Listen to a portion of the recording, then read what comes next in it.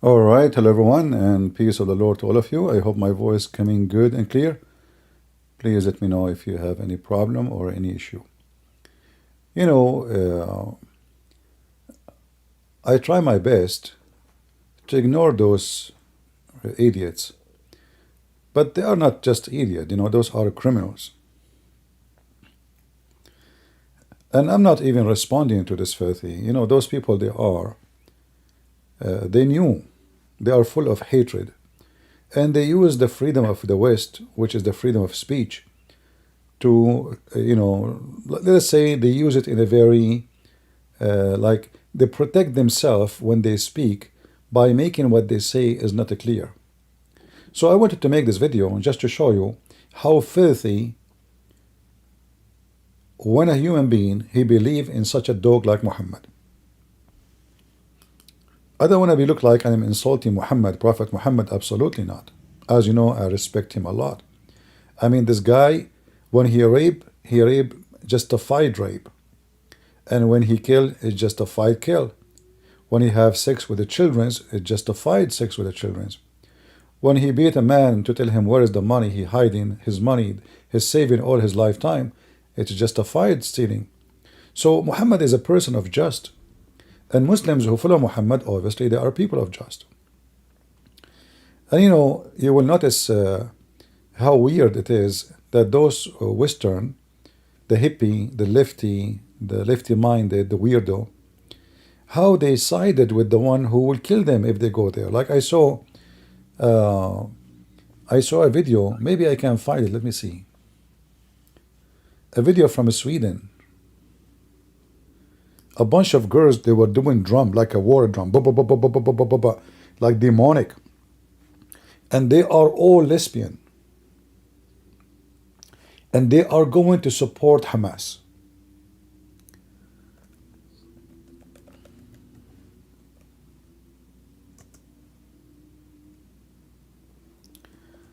Let us see if I can find it. You see, I did not, I wasn't preparing for this to add them, but I just remember them.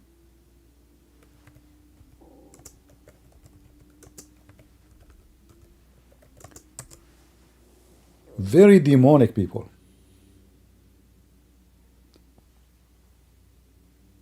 Let us see if I can find them in the Prophet Google.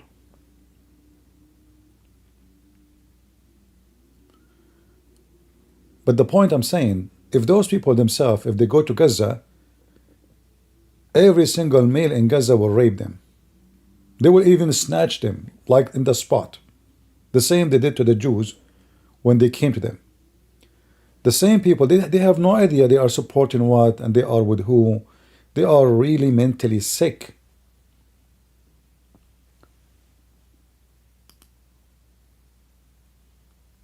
Let me see if I can find it. Anyway, maybe if I find it, I will make a video about it.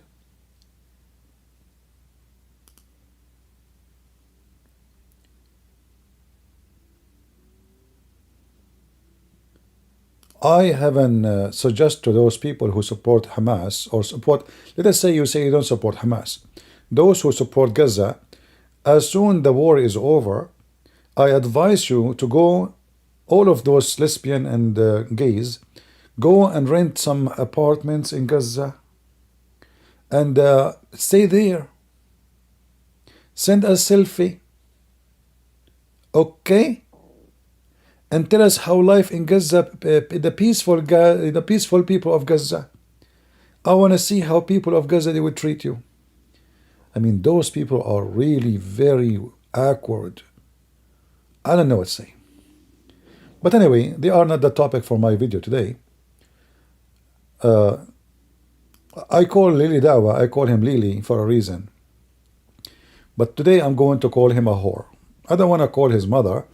It's not nice to call somebody mother. Maybe she is a good woman, I don't know. But this person is a whore. He found that Hamas are wonderful people. And he made this video to show us how amazing Hamas is. Like, remember, he don't dare to say I support Hamas. He don't dare. But look what he said. Listen carefully. Look at this face. Satanic, demonic. I mean, even your head is a head of a Satan. You see, I don't make fun of people. Look, this is not about a look. This is about the evil spirit within you. We Christian, we don't make fun of somebody look because we believe God created all of us. But you have a demonic spirit within you. Look at your eyes. Listen to what this filthy scumbag whore just said. Barakatuh, brothers and sisters and dear friends. We are going to be reacting to a video that I came across on Instagram of a Israeli woman who was taken hostage with her daughter, if I'm not mistaken, and they were released by Hamas. And here is some peculiar things she saw in her daughter that she found maybe odd. We're going to react. This woman, she found something odd. He just said odd. He just said this is odd. Okay, what is odd? So she is kidnapped with her daughter. So first of all, the scumbag son of Muta. Shouldn't you ask yourself what kind of people they kidnap a woman with her daughter? A child baby? And Hamas is nice? Okay, what Hamas did, tell me. React to that. This is from an Israeli TV station themselves. So in this video, I just wanted to bring it to your attention. I found it very surprising to hear the treatment that they got, subhanAllah. So to us, like I said before, as Muslims, we condemn anybody for that matter, which organization, state, country, individual, group, whatever they are for that matter, who kill innocent people, who, like I said before, take hostages, prisoners, whatever you want to call it, unjustly, subhanAllah. We are unjustly. So do you see the son of Muta? He said he condemned any people, but he put all the pictures he put for Israel. He's not condemning Hamas. So what he's saying, and this is why I wonder why YouTube, they keep protecting those people, just because they make a lot of money for them. He just said he condemned the one who kidnap and take hostages unjustly. So he is saying it clearly, and he said when he condemned, he put the pictures of Israel, the state of Israel, all of Israel. He did not put any picture of Hamas. And he said that there is a justified kidnapping. He is against unjustified. Let me play it again in case you did not notice. This is why when I say to you, this religion is demonic, satanic, filthy, don't believe me. Listen to them. So based on what this idiot he said, if somebody kidnap his daughter, if he have one, if he have a justified reason, it's okay. If somebody rape his daughter, as Hamas did, and we will show you later, it's okay because it's justified. He's against anything, is not any kidnap or taking hostages is not justified. Not just. So there's a just kidnapping. There's a just rape. And this is what Hamas did. That they got, subhanAllah. So to us, like I said before, as Muslims, we condemn anybody for that matter, which organization, state, country, individual, group, whatever they are for that matter, who kill innocent people, who, like I said before, take hostages, prisoners, whatever you want to call it. But his prophet is a rapist. His prophet, he killed all the Jewish tribes. He took their women, he raped their women, he raped their children, and he condemned, brother. Listen carefully. He condemned anyone who do that, showing Israel. Only Israeli. By the way, when the last time we heard the Israeli raping Palestinian women? Never. So if the Israeli now heard you, maybe they should do what you said. Justified. You rape their women. Based on what you are saying, will they have the right to return the favor? And now they are in control of Gaza. They have all the 2 million inhabitants of Gaza under their shoes. They can rape as they wish. They can kidnap as they wish. They can torture. I will show you what this, this is why I put a warning in the title, because I don't want people to watch unless be sure there's no kids around you. And you will hear things is disgusting. So if you don't like to hear it, just leave. I'm just telling you what we will do after we finish with this scumbag. So if you are a person who is very soft-hearted, you don't like to hear stories, I'm not going to show you images. We will hear stories. But look what this donkey he did. What he did actually, he is criminalizing his religion. Because he is condemning his prophet. Like if I go right now to the hadith, I will just type one word. Not 5, not 10, not 20, you know. Al-Mustaliq, which is a name of a tribe. Muhammad attacked them for no reasons whatsoever. They did not attack him, they did not kill him, they did not fight him. But as usual, he is a scumbag like Hamas. And Hamas, actually, they are following the footsteps of Muhammad. And the funny is, you will see people say, this is against Islam. Islam does not promote that. Yeah, right.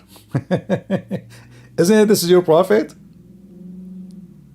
Isn't this whore? His name is Qatham. He changed his name to Muhammad, the praised one, to cover his shame. Abdullah said that the Prophet made an attack on Bani al-Mustaliq, attacking their camels. He killed the fighting men and he took the children as captives. But hold on, the story here is not complete. Let us see more.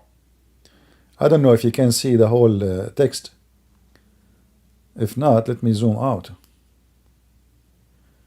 Can you see all the text? Let me see in my screen.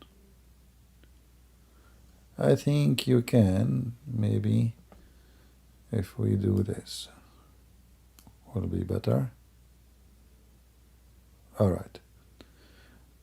Here you will see how Muhammad, he says, he took the women and the children's. Here it says,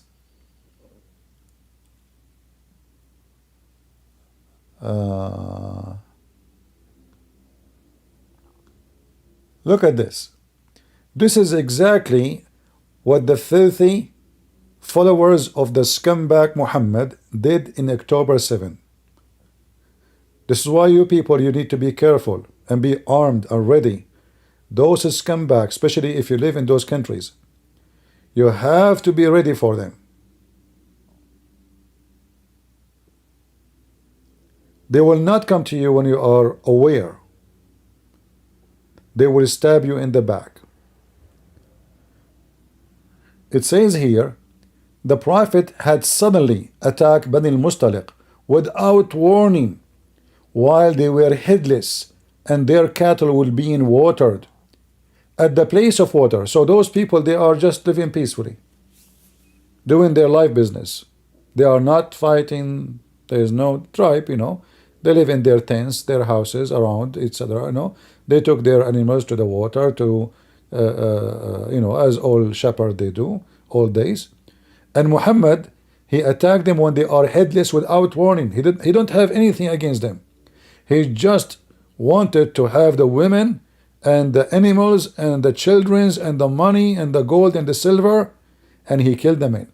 So he attacked them when they are headless, and they were watering their animals in the water place. Their fighting men were killed, which means the one they were trying to defend. They were killed, and their women and children were taken as captive. And then the Prophet, he took Juriya right away. He took a woman. She is young. She just, he killed her husband. He killed her family. She is very beautiful. And he chose her to be his sex slave.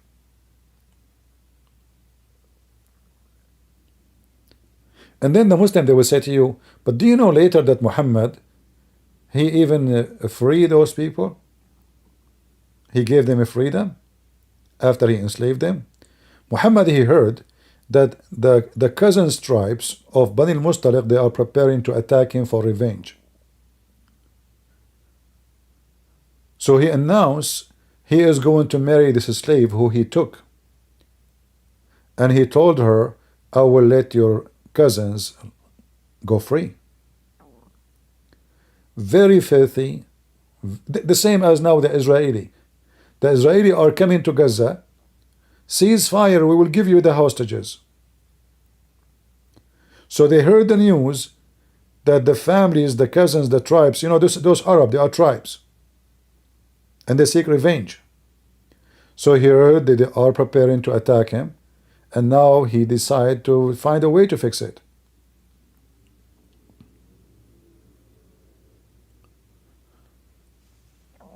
And now this man, he claimed that as a Muslim, they are against taking hostages, but he said, unless it is justified. He is against kidnapping and raping unless it is justified. Let us play the video to show you how stupid this idiot. This guy is stupid, by the way. Like he make a video to support Starbucks boycott, and then he himself is drinking Costa. He attack a person for he said we cannot support boycott, and then he made a video himself saying, well, according to Islam, it is the ruler who should do that, not us. But listen to what he will say now. Unjustly, subhanAllah, we are... Unjustly, you see? Unjustly, subhanAllah. Kidnapping and raping unjustly is not approved in Islam, brother. Subhanallah. You know what? I don't speak dirty, but I want to say the F word to your Allah. I want to say the F word to your Prophet. F word to Abu Bakr. To every caliphate in Islam. And that is not justified because the F word is getting dirty when they touch those people.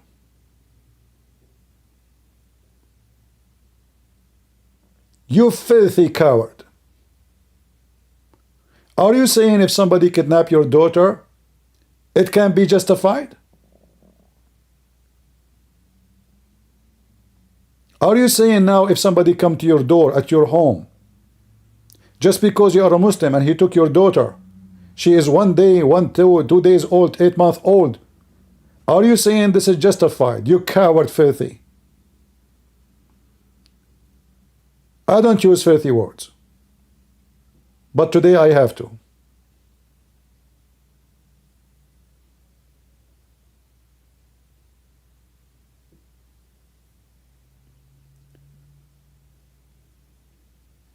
If you look at the chat, you will see how many stupid people they have. We are talking about, look what we are talking at. A guy saying to me, Christian Prince, is your belly is rumbling. Are you hungry? He's listening to my belly, this idiot.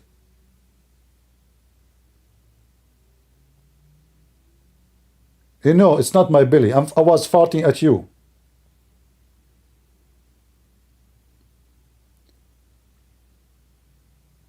Those people, they are taking advantage of your people, your kids, and you are worried about my belly is rumbling.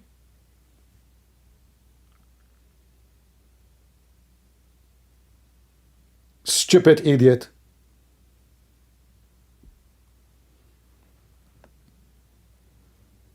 Look how serious our topic, and look how trashy those people are. They don't care.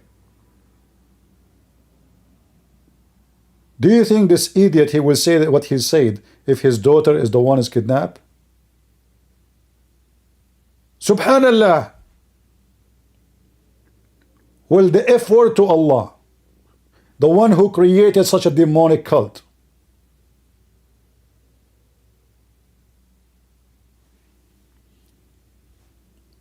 I never said that word online, and neither out offline. I don't use this language. But I cannot find a better word to say to those filthy people.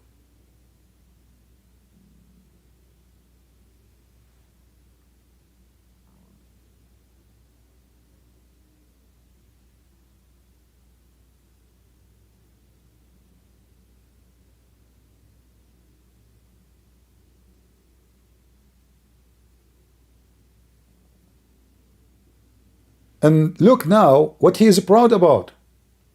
Let us hear what happened. I mean, what What happened? He have a video, he want to react to it. Go. Against all of those things. This video is to show you guys from the Israeli TV station themselves of what she went through, the audio she went through, and what she learned from Hamas, surprisingly. What she learned from Hamas? What she learned? Guys, this Israeli woman, she learned from Hamas. No way. Are you serious? Did she learn how to clean her ass with the 3 rocks like Prophet Muhammad? Or Hamas was using toilet paper? Did she learn how to use a cucumber as a sex toy like Aisha? Or she did not because she is an Israeli, she don't do that? Let us see what she learned from Hamas. Tell us, please. תמיד שהיא אוכלת אז היא מציעה לי קודם ולכולם קודם. שזה לא היה ככה לפני. לא. See? Look how, just to show you how stupid, you idiot. You are trying to show us that this woman of Hamas, she become nice to this woman. But did you see what she said to her? She wasn't like this before. I mean, do you see how stupid this idiot Lili Dawa? She was not like this before. Suddenly, she said to her, go eat, I wanted to eat. Why? Because they are releasing them second day. You stupid. And look, he cut from the whole interview only this. She is going to be free. So now it's time to feed them. And look what she said, this woman. She said, is it okay if I share the food you just gave me with others? They are so hungry. They are more hungry. So which means Hamas are not feeding the hostages. They are not giving them enough food. So now this woman, she will be free. Her name is in the list. Remember, they release every day few. So now they decide to feed her. And by the way, her husband is still kidnapped. So look what, I mean, just to show you, I did not even get the video, the whole interview. I'm just playing what the whole Lili Dawa is posting for us. And the translation he have there for us. I don't know if translation is correct or not. I don't speak Hebrew. Is the translation clear, guys? Let me see if it is. Let's see. So my banner is not in the face of it. Let's see. Hold on. Okay, maybe this is better. Let us do it this way, maybe. All right, now this will be better, I guess. And I will zoom more here.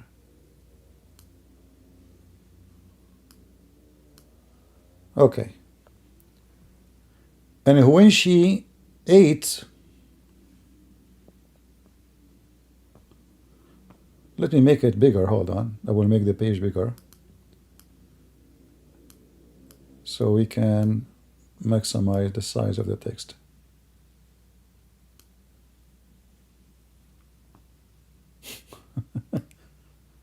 Potato, what you just showed us proved that those filthy Hamas, they treat them like dogs.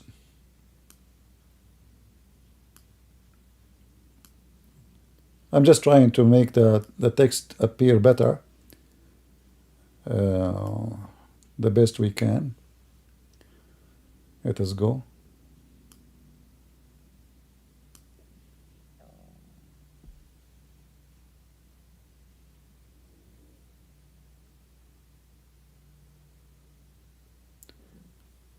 So she's saying that she offer her food first before others. But let us see what happened. Look what will happen. תמיד שהיא אוכלת אז היא מציעה לי קודם ולכולם קודם. שזה לא היה ככה. That was not like that before. So she's saying now, so they treat you like this before? She said no.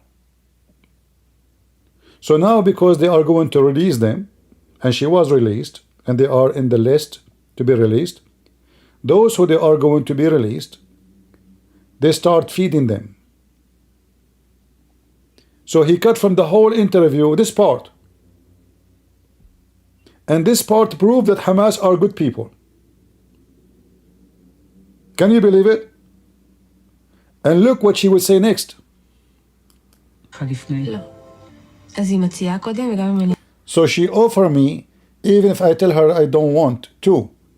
She said, I don't want. She said, no, take. אני אומרת לה שאני לא רוצה זה סל. נו, She goes, eat some for me. They are trying to make them eat because they are in a horrible shape. תאכלי. נו, בשבילי. So the command from Hamas coming, those are going to be released, you need to feed them. וזה לא היה ככה. It wasn't like that. She was not like that. This is new treatment. What happened? שאלתי אותה אם הם היו I asked her if they would suggest, listen carefully. She said to her, is it okay? Okay, what? מציעים, כאילו, הם היו... If they ate together and offer food to those who were more hungry. So she is hungry, and the rest of the hostages kidnapped, they are more hungry. So now she is going to be released, and now the command came from their boss, feed those who they are going to be released because you don't want them to look so bad when they are gone in front of TV stations. So she said, is it okay that the food you gave me, I can share it with the other hostages who they are more hungry? Why there is more people hungry?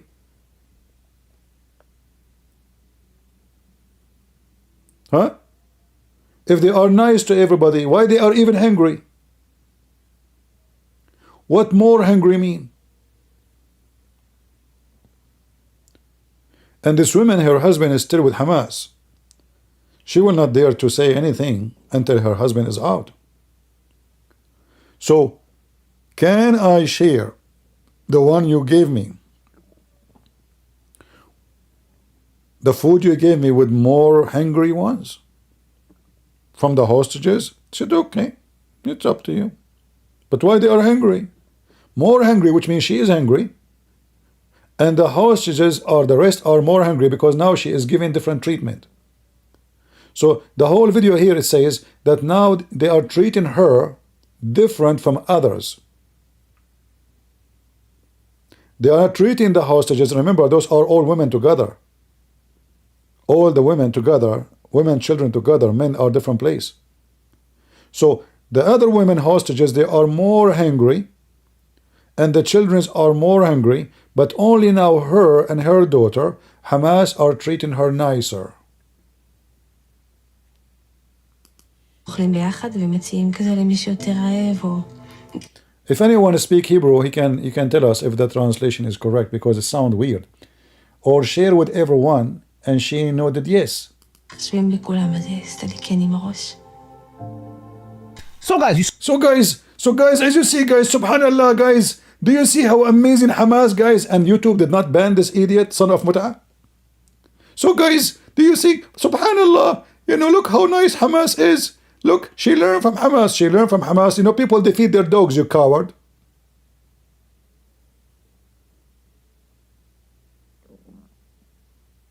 So are you saying this woman who is the wife of somebody of Hamas, she is a good woman? And she is making the rest hungry? And treating the one who is going to be released tomorrow better? What a coward, filthy son of Mut'ah you are. What bar your mother she gave birth to you in? So guys, what happened? What happened? Tell us. you saw that video for yourself. Now, this is an Israeli television promoting this. Before I am accused of trying to sympathize with Hamas or No, you are not. No way. show them to be in a good light, are you going to accuse the Israeli TV station from doing the same thing? No, idiot, they are not. The Israeli TV, they are honest. You see, if it is an Arab TV, Turkish TV, a statement like this will never be out. Because you watch everybody's mouth and you shut them up if they speak. That can happen in Islamic TVs where nobody have a freedom of speech. But this woman, she is saying exactly what happened with her. But that will not change the fact, you filthy coward son of Mut'ah, that she was kidnapped with her baby. So if they gave her food and the rest are hungry, that will make her approve how nice Hamas is. Keep your mouth open so we can put some shit in it. Anyway, your prophet, he ordered you to drink camel urine. It's just a shit liquid form. As you know, shit can come in many versions. I'm going to play some videos for you. So if you are case sensitive, you don't like to hear bad stories, please leave. Did I warn people? Real stories. If you don't like to hear them, that's why we have the title 18 years plus and warning. We will not show you image, bad, scary image, but you will hear stories. The first story I will start with is from a Yazidi survivor, just to show you what Islam is about and what Muslims do and how they justify things.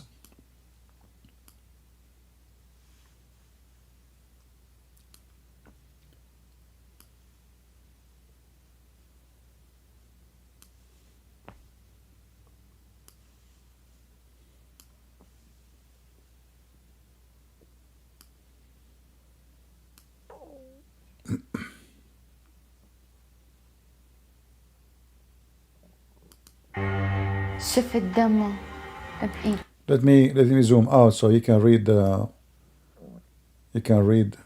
text. Give me a second. This is a Yazidi woman. We will go to Israel, but just to show you in general what Islam is about. I saw blood in their hands. Is the text coming clear? Are you able to see the translation? I think you do. Let's go. She was then kidnapped, torn apart from her mother and locked in a prison. كلها تجي صوت الصياحات، بنات أطفال كلهم كانوا يبكون من الجوع وما كان أكو أكل حتى ناكل وما كانوا ينطونا. She told me she They are crying. They are crying from hunger, little children. They put them in jail. They kidnap them, the beautiful, nice Islamic religion. They kidnap those women, they kill the men, they put them in jail, and they are not even feeding them. Subhanallah, Subhanallah. حتى ناكل وما كانوا ينطونا.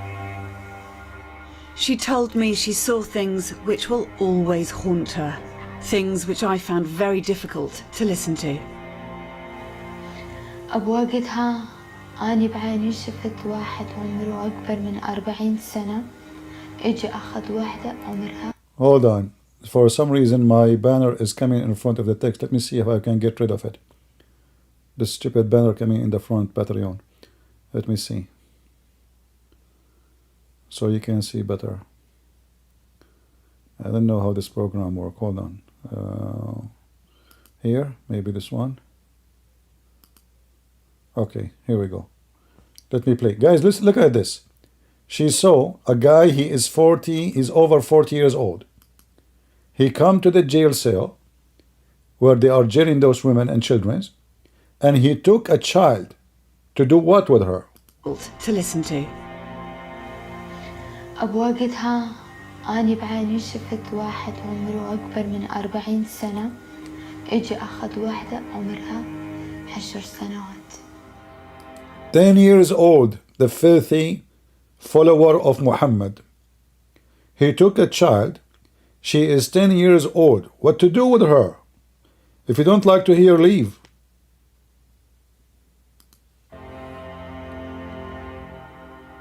لو بس تسمع صوتها تسمع صرخاتها هي تقول يا أمي ساعدني يا أمي بالكردي كانت تقول دادا دادا ماما ماما ونحن ما كنا نقدر نسوي شيء.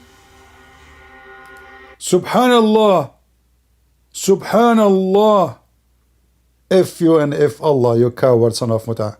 I apologize, guys. Today I'm really upset.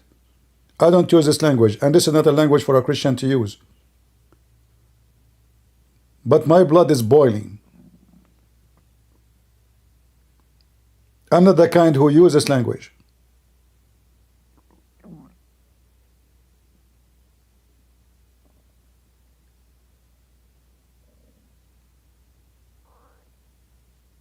And for sure, I'm not saying that to her. She don't believe in Allah. She is Yazidi. This is why they are raping them. Just because she is not a Muslim. She's not a Christian. They are Yazidi. They have different religion. They go, they hunt them. They go after them in the mountain, those women and children. The story is there in the BBC. They try to run away. They chase them. They are not fighting people. They are not armed. They have no weapon. They never fought anybody. They never killed a Muslim, never hurt anyone. Those Yazidi never hurt a Christian, never hurt Muslim, never hurt anyone.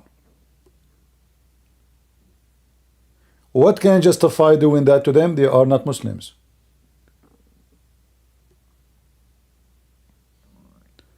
A child, she is 10 years old, and she was hearing her voice screaming, "Mama, mama. My mom, help." The filthy scumbag, follower of Muhammad, was raping the child.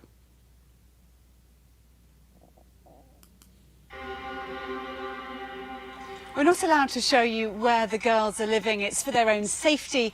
Many of their families are still in captivity, but not far from here. Those 17 Yazidi... Many of their family, they are still in captivities. This is Islam.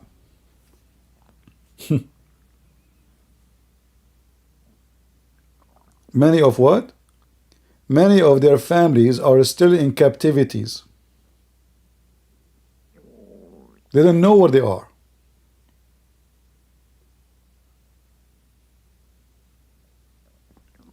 Subhanallah, Subhanallah.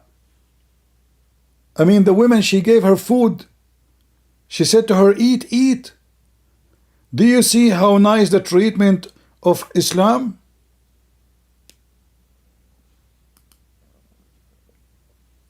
You coward, filthy, mouth of evil. Money maker from YouTube. You will pay for your crimes, you filthy, and your God. Time will come, and you will be in hell with your filthy prophet, the child molester. I just searched in YouTube. There's tons of stories. I don't know what to show you.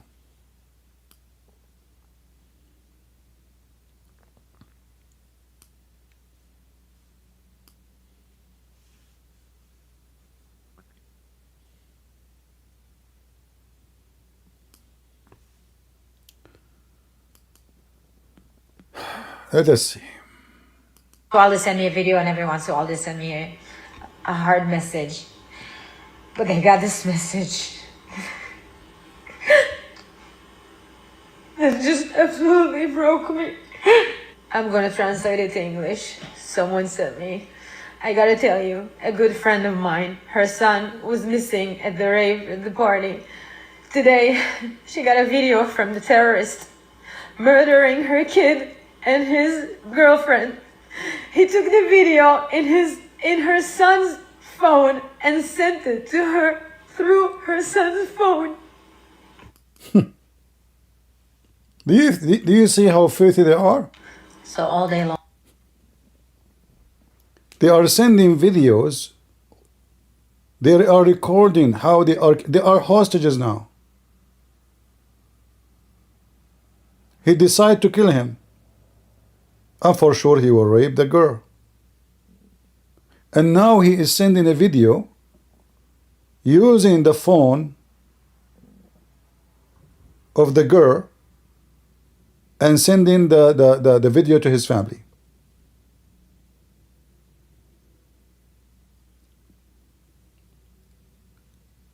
Do you see how nice Islam is? Who can say this is not really friendly? I mean, do you want your son to be killed without seeing how he was shot and murdered? Let us be honest here. He is doing you a favor.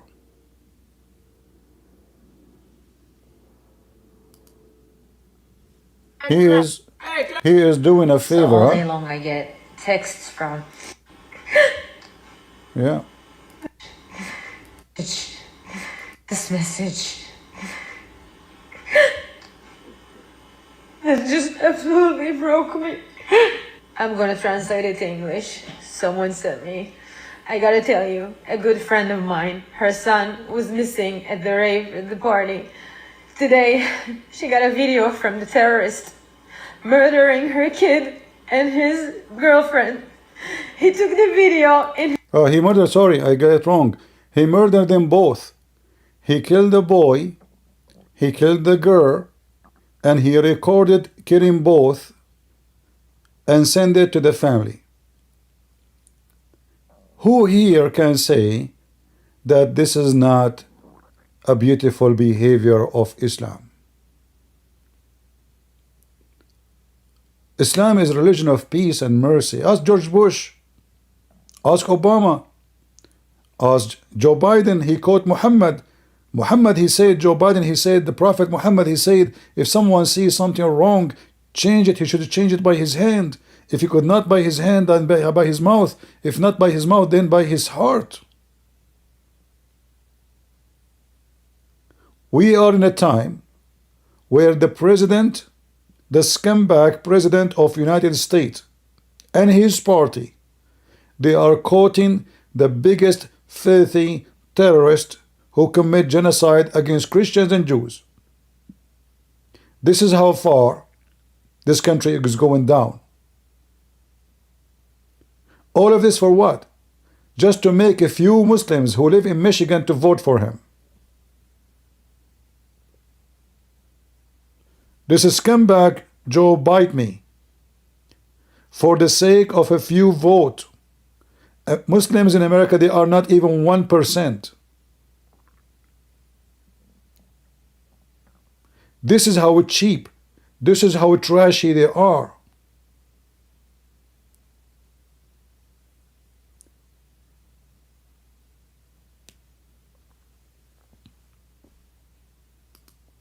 Shall I play more videos? I have crazy videos here.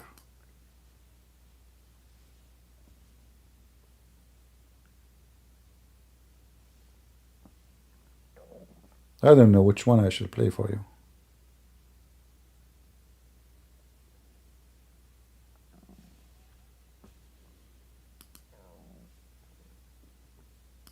Let us see this one.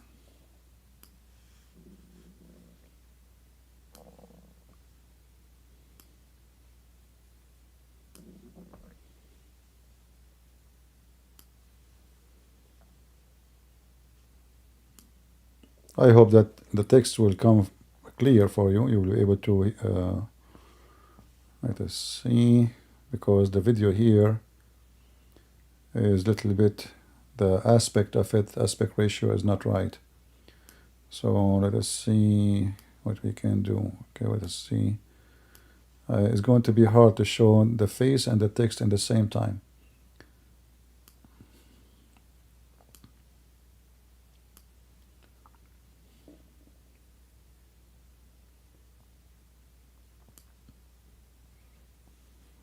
Let us see.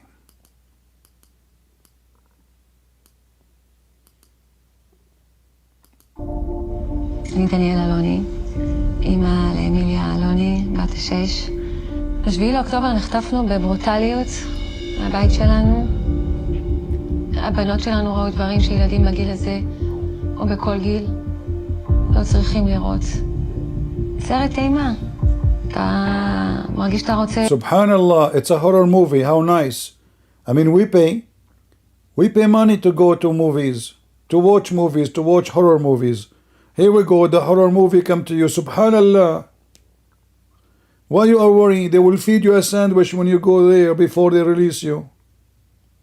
לצבות את עצמך ולהתעורר מהסרט הזה.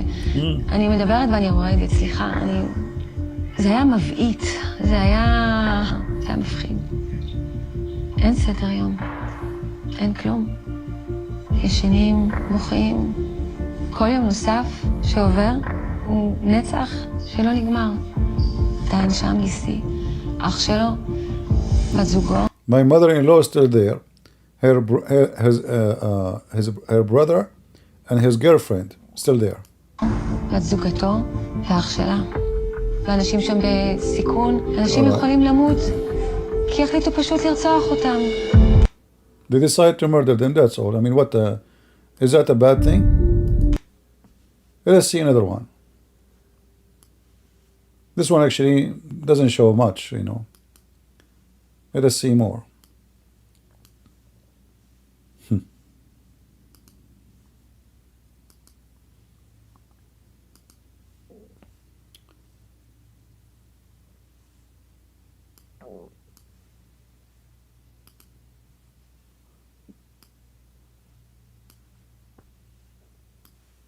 Maybe this one will do a little bit better.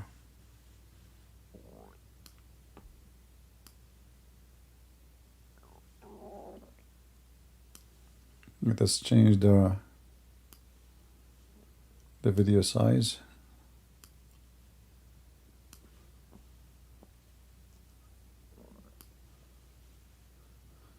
This is the only reason actually I chose to use this program for podcast, because you can change the size of the window. You can zoom in, etc. The others, they don't have such an option. Let us see what they will say here. Against humanity. They raped, murdered, and violated Israeli women. Usually the United Nations is a place where Israelis have to defend their actions. But this time they had center stage, calling out the brutal violence against women on October 7th.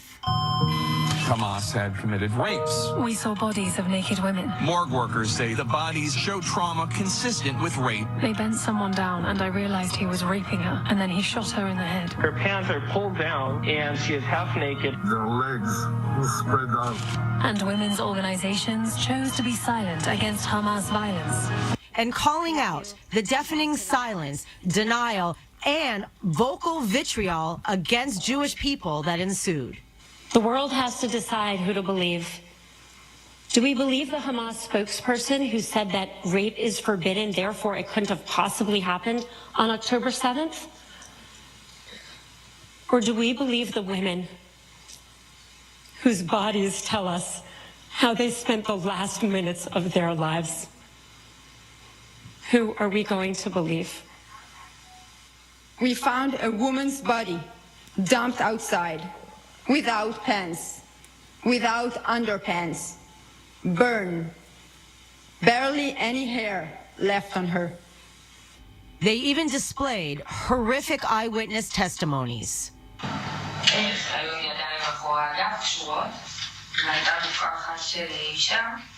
שעל הכתם של דם ברמי, שאני חשבתי בהתחלה שברח לה מהפחד, שראינו אותה, אמרנו שזה בוודאות היה דם. המון פצעי ירי, גם ירי ממוקד באזור איבר מין לגברים, זה ראינו את זה הרבה. היה להם קטע עם איברים מין, גם לנשים וגם לגברים. אנשים שהגיעו אלינו אזרחיות, זה היה, אנחנו ראינו בעיקר אוף בתוך שדיים. Hold on, did you see what he's saying? Are you able to read the text, or it's so small for you? They are cutting women's breasts. There's a video. They brought a group of journalists from around the world, and they played videos recorded by the filthy Hamas themselves, the Muslims Hamas, the true Muslims, while they are raping one woman, a group gang rape, and during the rape they were cutting her breast, and after they cut her breast, obviously she died from bleeding. After she died, there's one, he did not do anything yet, so he started raping her after she is dead. Even animals will not do that.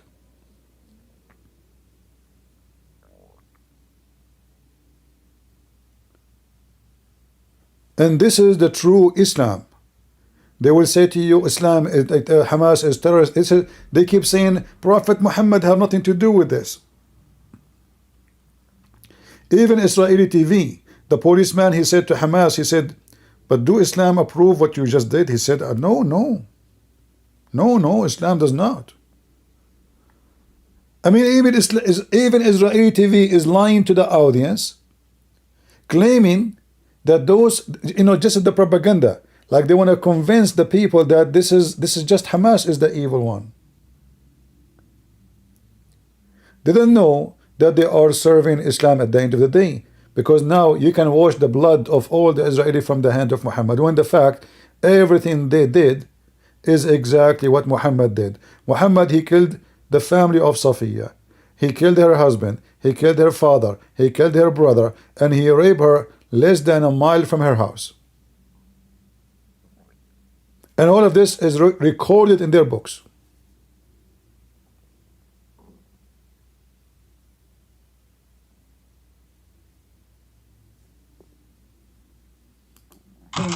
רק בשנאים, פשוט ירי מקצה של שט לקצה השני, והם הגיעו אלינו בהכרה. היא לא לבושה, והוא חותך לה את השד. She was undressed and he cut her breast. She was undressed and he cut her breast. הוא חותך לה את השד. He cut her breast and he threw them into the road. And they were playing with the cut off breast. זורק את זה על הכביש, הם משחקים עם זה, והיא כאילו הולכת כזה ככה עם She's gone like this with her head in the back. ראש אחורה. And those, the Muslims in the West. Hamas in our land.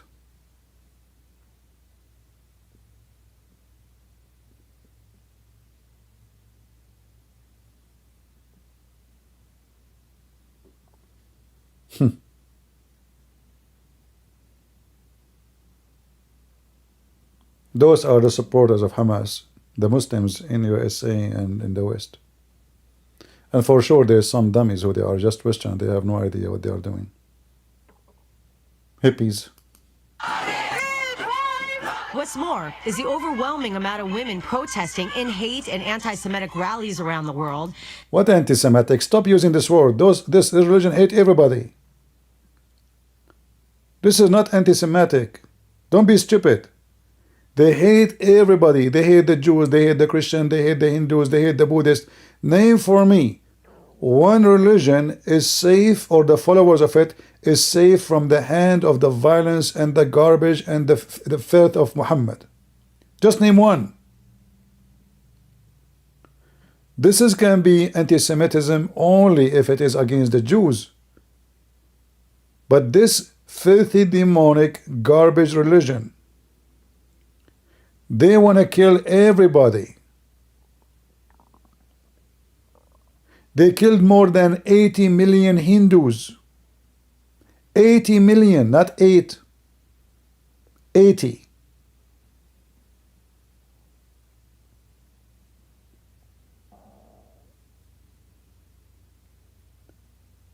And they keep saying to you, this is just anti-Semitic. This is not anti-Semitic. They're trying to limit the hatred of the whole garbage. Okay, when those Muslims, they were killing people in Syria, there's no Jews there. There's a Christians, there's Shia, there is Alawi, there is Yazidi, there is Druze, there is, but there's no Jews. So why they want to kill them? What about Iraq? There's no Jews. Islam, the religion of Islam, made a cleansing for the Jews. The Jews, that's it, they cannot live there.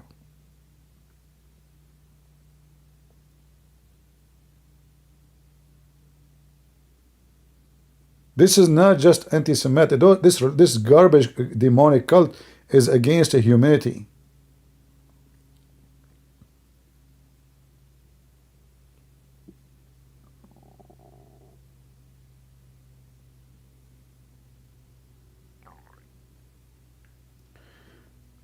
Somebody said demonic Russian prosecuting. Obviously Russian, they don't care. I'm talking about the government, don't care about if you are a Jew or not. They care about money. As you see, they support anyone who have money. They are willing to kill their own cousins, the Ukrainians, and they are Christians. How many Ukrainians get killed? This is not only about the Jews. You are mistaken. Those Putin, the dog Putin, he is not discriminating the Jews. He is discriminating everybody. He discriminates his own. Anyone who opposes him, he indeed. Anyone. Anyone does not mean a Jew. Anyone, he is a Christian, he is anyone. Not a single person, he opposes him, he's still alive. Even his own army, like this guy, the head of Wagner, he opposed him less than 4 weeks after he is dead. So this is not about, in Russia is not about, this Putin, he worship money. He want to be a president in all cause, and he want to be so filthy powerful. Anyone who opposes him, he will take him in his way.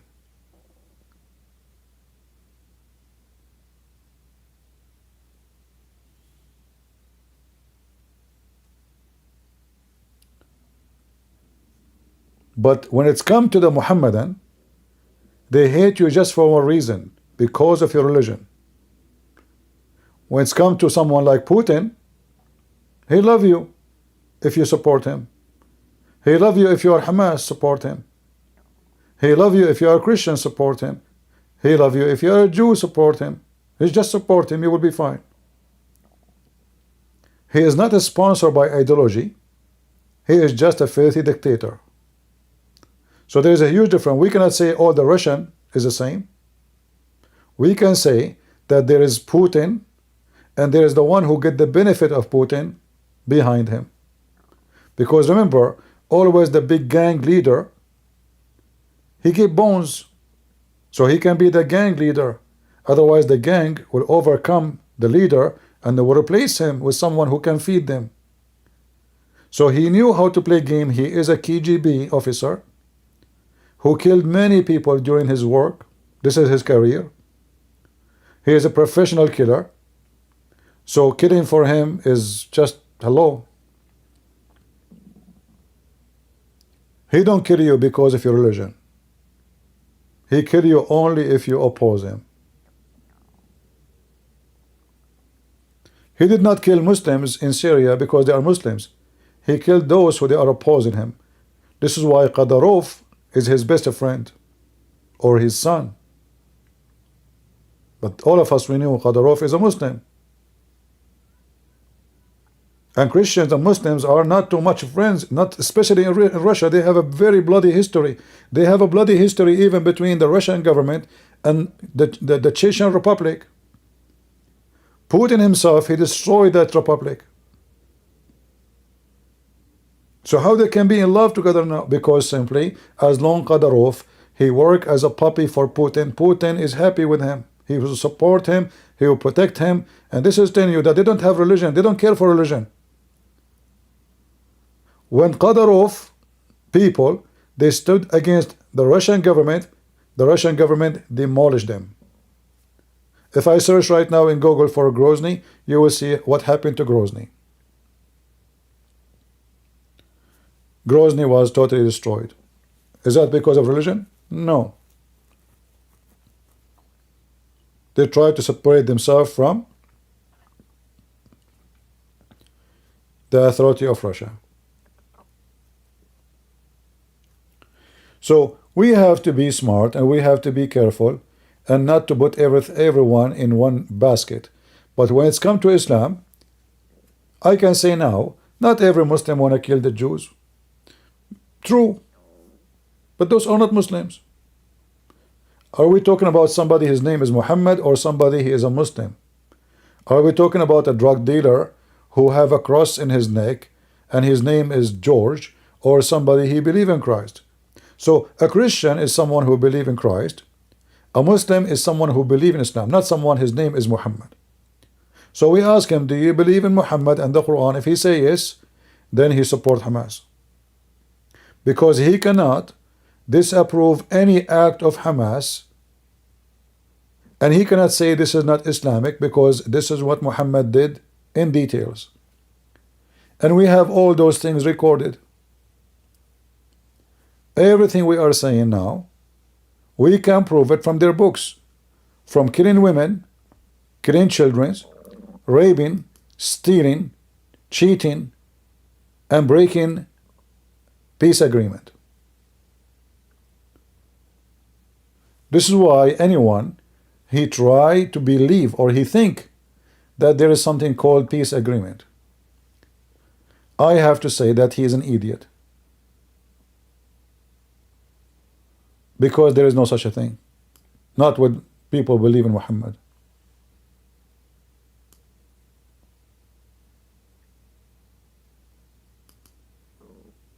And we can show it to you from the Quran. The Quran says, cry not for peace when you are the uppermost.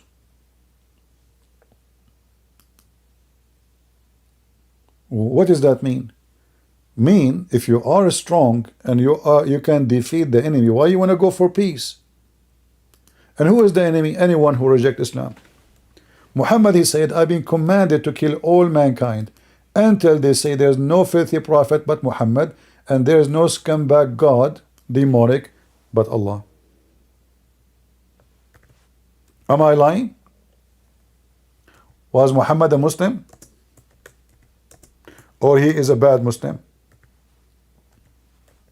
You will see how many stupid people, they say to you that Prophet Muhammad don't teach such a thing. This is not Islamic. This is absolutely, a'udhu billah. This is against Islam, brother. Islam, we don't teach that. This is Muhammad. I've been commanded to kill all mankind. Not the one who's fighting me. And all of this is authentic, very authentic. I have been commanded to fight. Against who? Against the people, all people. You see, Nas, the word Nas in Arabic, it's not even an Arabic word, it's coming from the Aramaic. But the word Nas mean the whole mankind. If you don't believe me, I can take you to the Quran right now. I will type the word Nas right away here in the front of your eyes.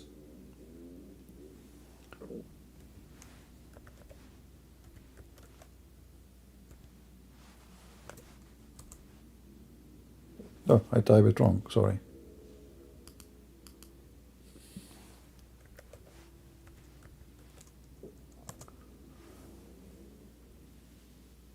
All those words is an nas. If you ask the Muslim, what the nas mean? He says mankind. وَإِذْ جَعَلْنَا الْبَيْتَ مَثَابَةً لِلنَّاسِ. So what we did, he's talking about the Kaaba. Is the Kaaba is the house for only people of Quraysh? No. It is the house for all mankind who believe in Islam. Do you see the word people here? This is a nas. Isn't it the Kaaba for all Muslims? So nas mean mankind. And we have, you know, we can all those verses actually talking about that. Chapter 2 verse 143. We made you a medium community so you can witness to humanity. You see what the word nas translated? As a humanity. The verse here translated the word nas as a humanity. Shuhada'un ala nas. This is the word nas. So Muhammad, he says, I've been commanded to kill all the nas, all mankind, all humanity, until they witness I am a prophet. So what is the target? To make everyone believe in Allah and to believe and witness that Muhammad is a scumbag. And then and only then, and you have to pay him, by the way, and you have to pray as Muhammad he said, and you have to eat as Muhammad he said, and then and only then your blood, your property are secured. Do you see it? So what will secure the blood of any human being, anywhere, any country? if he convert to Islam. Otherwise, Muhammad wanna kill every human being.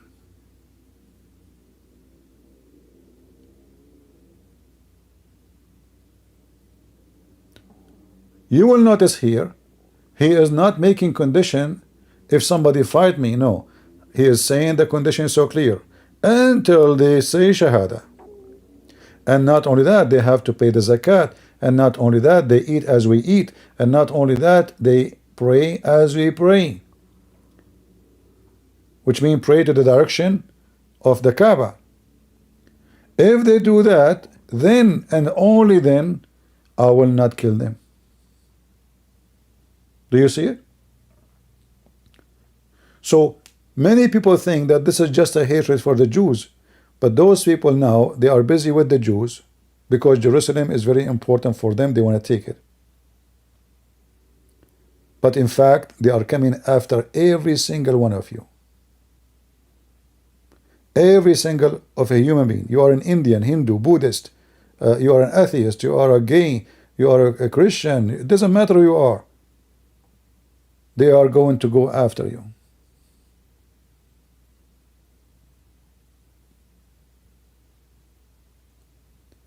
And as you see here, we don't show you something is not true.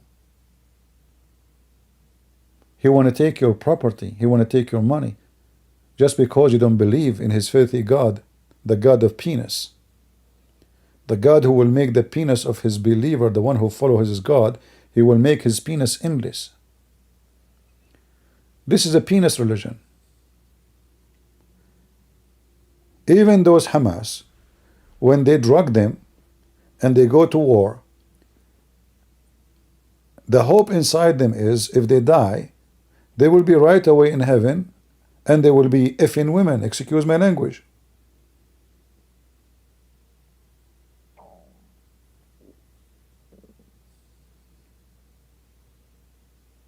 This is the whole cult is about.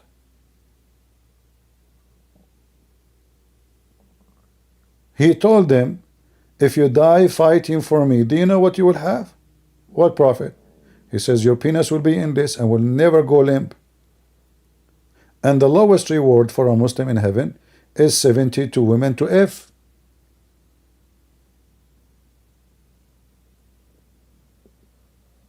Am I lying? If there is any Muslim here, he dare to accuse me of lying.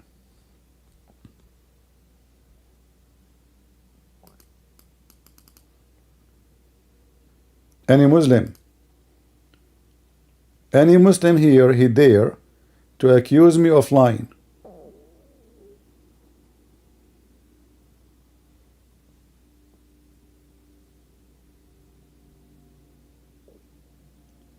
I'm quoting a weak hadith. Why I'm quoting Hamas? Hamas is weak. Guys, look what the Muslim they say. They say I'm quoting weak hadith. Look, just to show you how stupid this culture is. In one hand, they keep saying to us that their religion is preserved. How many times the Muhammadan they say to us that their religion is preserved? And then they say to you, our religion is not preserved. The second you show them something looks stupid and ugly, they say to you this is weak, which means it's not 100% authentic, brother. It's weak. So this is how hypocrite they are. When they want, they are so proud about how preserved their religion.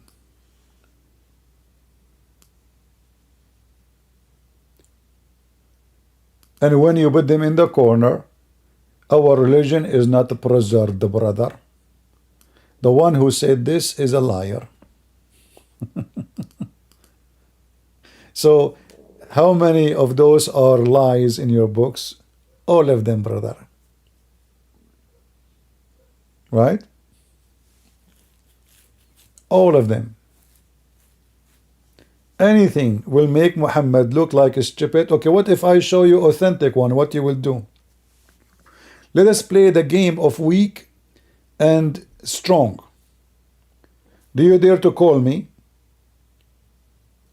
and I will show you what is strong in the front of. Remember, I will not show you anything weak. Is that fair, guys? I will refrain from showing you the Muslim lies. What you are saying to me? You are saying to me, we Muslims, we lie about our Prophet. You Muslims, you lie about what your Prophet said. So how we can trust you? This is what you are saying to me.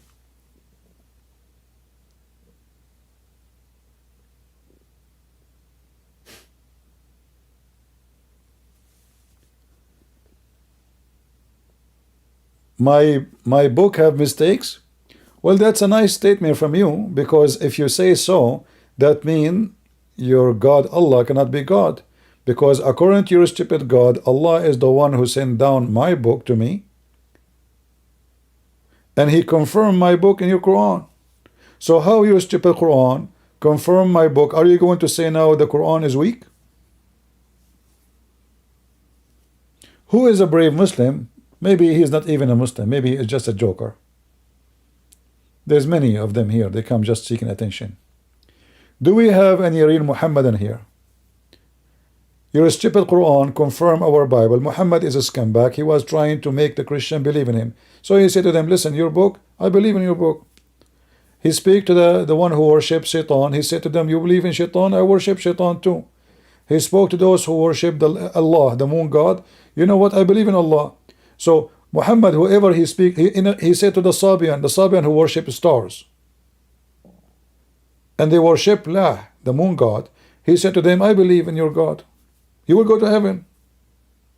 But everybody knows that the Sabians, they don't worship neither the God of the Jews, neither the God of the Christian. In fact, the Sabian, they have in their books statements saying that the God of the Jews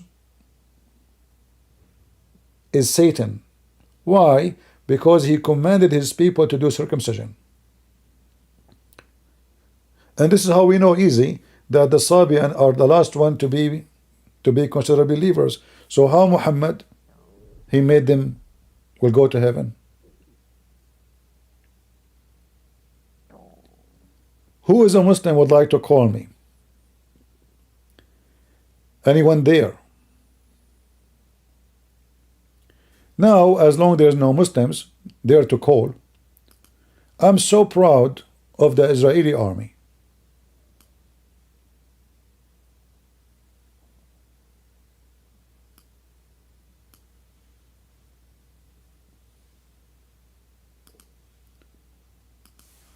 Today we saw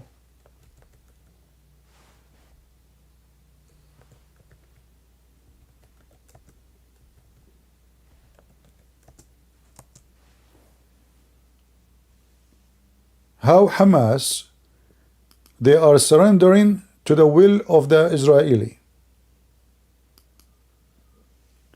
And the Israeli, because it's very hot in Gaza, they were very nice to them, and they told them to take off their clothes to be sure they are not wearing suicide belt.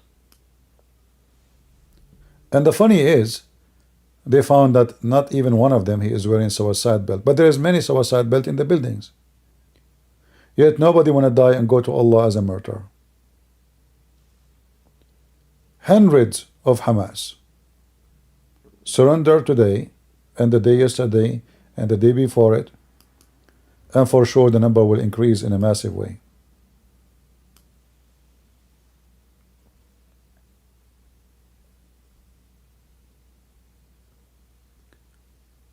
Everybody is going against Israel. Yet, after everybody going against Israel, Israel is victorious. Joe Biden against Israel. Democrat against Israel.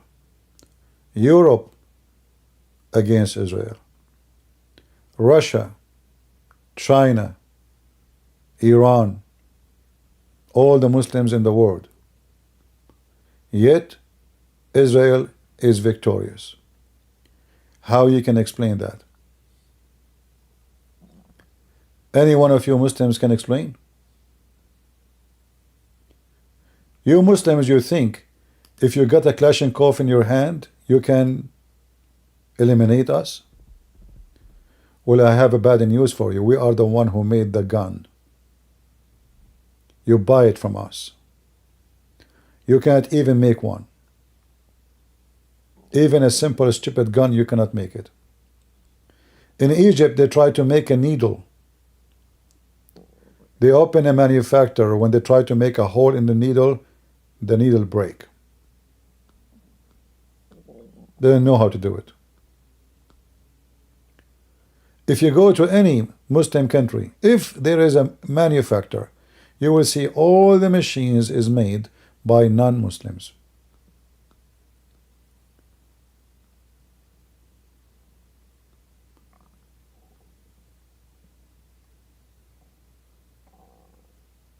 I can tell that you are going to win.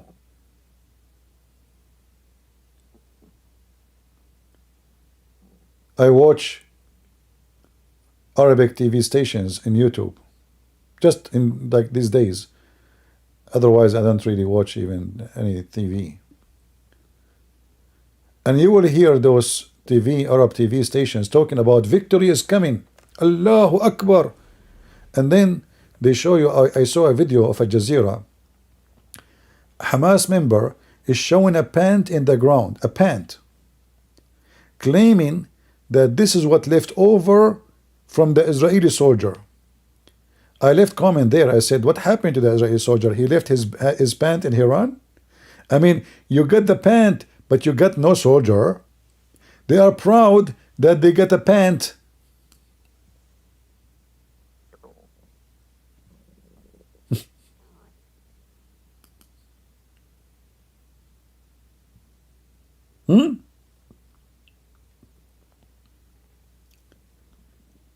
Well, now the Israeli are getting you without pants.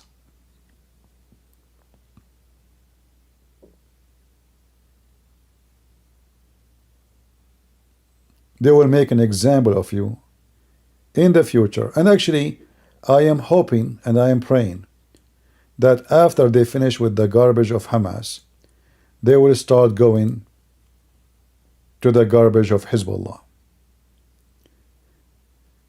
The problem is that those countries, including USA, they become so civil with the devil. You cannot be civil with the devil,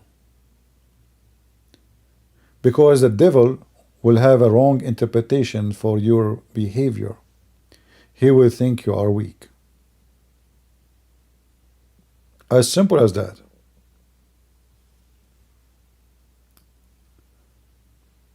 We just heard yesterday the Shia militant in Iraq shooting rockets at the American embassy.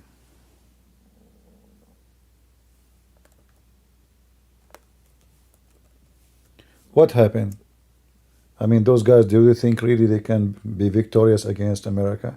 They are the one, the American is the one who saved your ass just yesterday from ISIS. In fact, it is the Iraqi who invited the American and the NATO and all what they call them, the group, international group, to fight ISIS. The Shia themselves is the one who approved the coming of the American. They begged them to come. How come now they can shoot and they are not worried? The answer is very simple. Right now we have an idiot in the White House. And before him we have another idiot, his name is Trump. You know, don't think Trump is better, he's a coward too. So they notice that those guys, as an example, Trump, he made tons of promises that he will not go to war, no matter what. But sometime you have to go. So the Iranian, they shot rockets at our base when Trump, he was a president. What Trump, he said? Well, Alhamdulillah, you know which mean, poo-poo on Allah. Nobody get killed. If there is somebody killed, I will respond. What? All what they care for is just how to be on the chair. Biden is no different. So in the time of Trump, he keeps saying, why we have war with everybody? We don't want a war with anyone. We will withdraw from Afghanistan. We will go take our, even he want to demolish the NATO. Even the NATO, he don't want NATO no more. If you don't believe me, go check the news.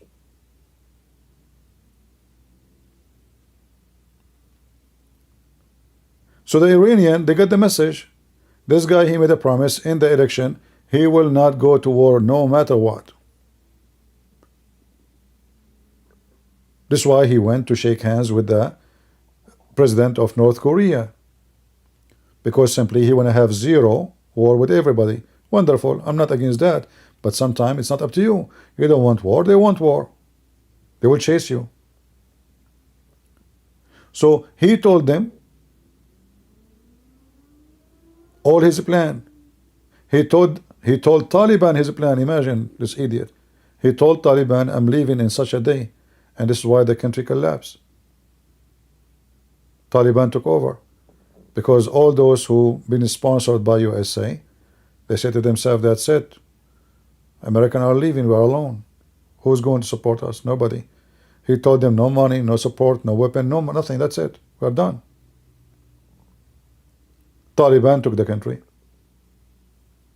This is the smart Trump. Biden came. Biden is just another idiot, completing the mission of the first idiot. So now the Iranian, they knew that it is a Trump, it is Biden, it's the same garbage. Both of them, they will not go. Actually, Biden, actually, he is more tough than Trump. If you go check what Trump he did when he was president, this guy is just submissive, totally submissive. He killed one Iranian guy, he keep talking about it. But the Iranian, they shot for us a drone, cost more than $1 billion. Not a drone like those one work with a small tiny battery. He did nothing. They kidnapped American plane, he did nothing. They shot at our bases in Iraq, he did nothing. They even kidnapped American, he did nothing.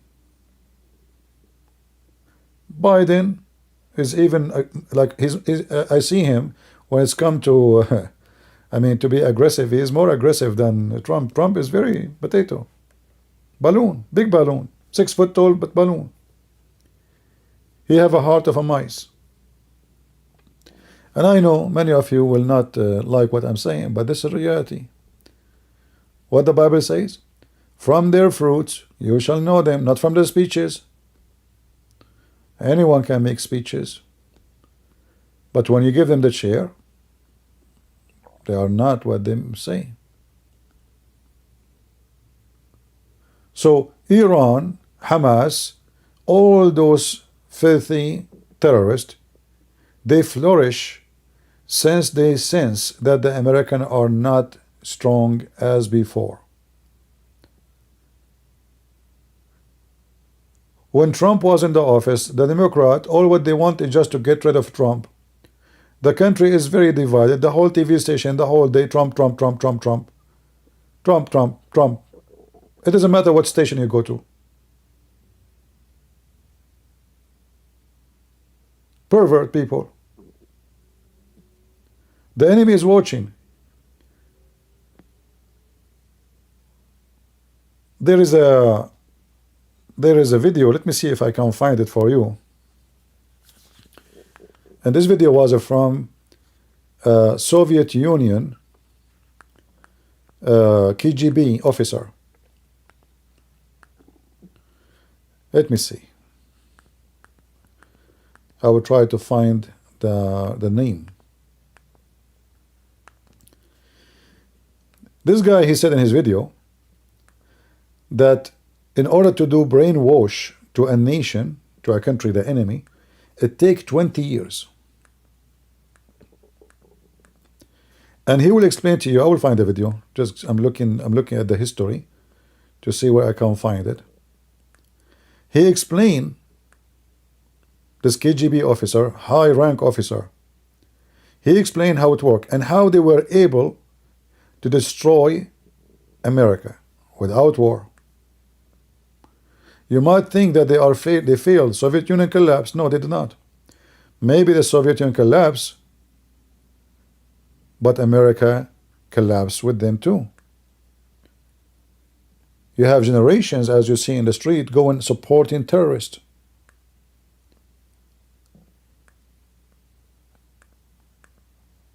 I'm trying to find where it is.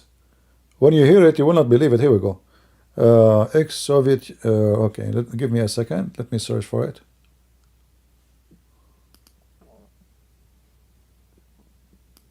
I want you to listen to this one carefully.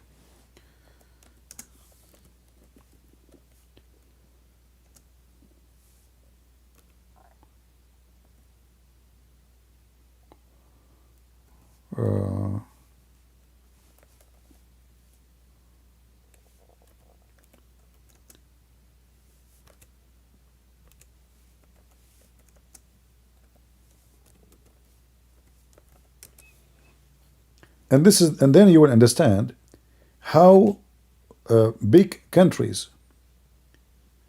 how empire, they can be destroyed by just specific method which you might think it's impossible.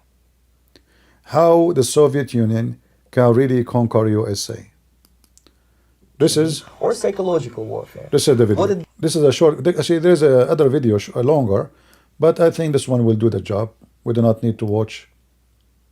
So this is an old video from the Soviet Union time. They are telling you, those are KGB.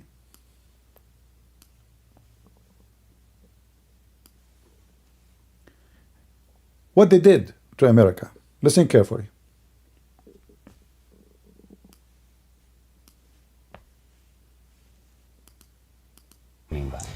Ideological subversion is the slow process which we call either ideological subversion or active measures, активные мероприятия in the language of the KGB, or psychological warfare. What it basically means is to change the perception of reality of every American to such an extent that despite of the abundance of information, no one is able to come to sensible conclusions in the interest of defending themselves, their families, their community, and their country. It's a great brainwashing process which goes very slow and is divided in 4 basic stages. The first one being demoralization. It takes from 15 to 20 years to demoralize a nation. Why that many years? It take what? Because this listen. is minimum number of... Listen. The first stage take from between 15 to 20 years. Do you see how the process takes long time?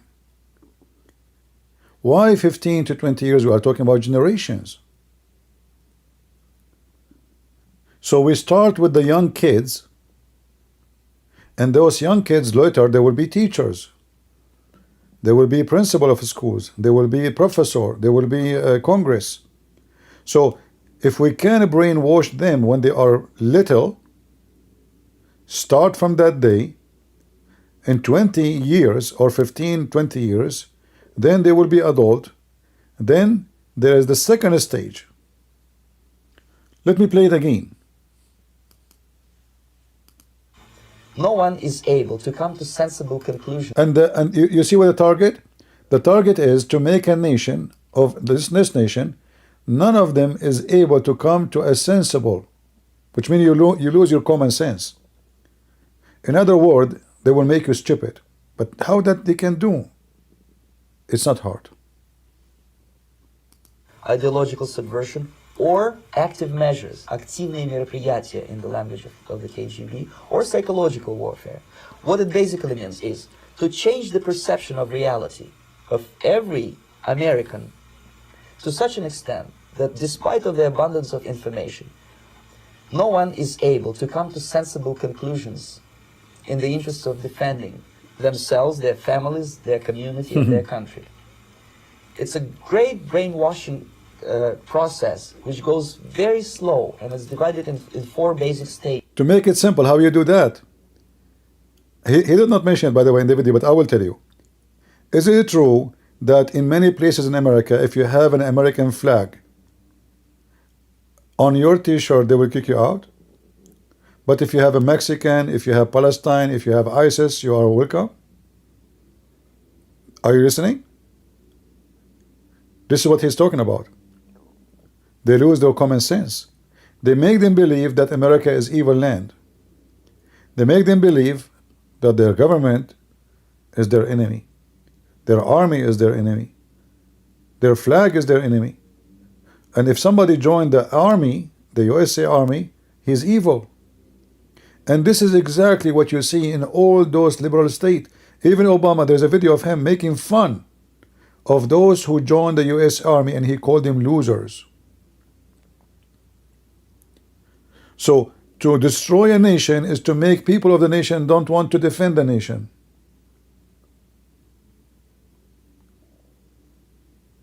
Isn't it this is what's happening?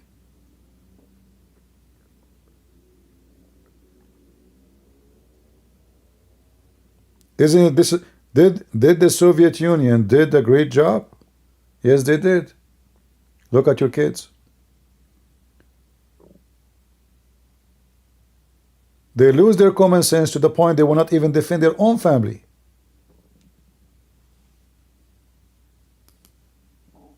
Information. No one is able to come to sensible conclusions in the interest of defending themselves, their families, their community, and their country.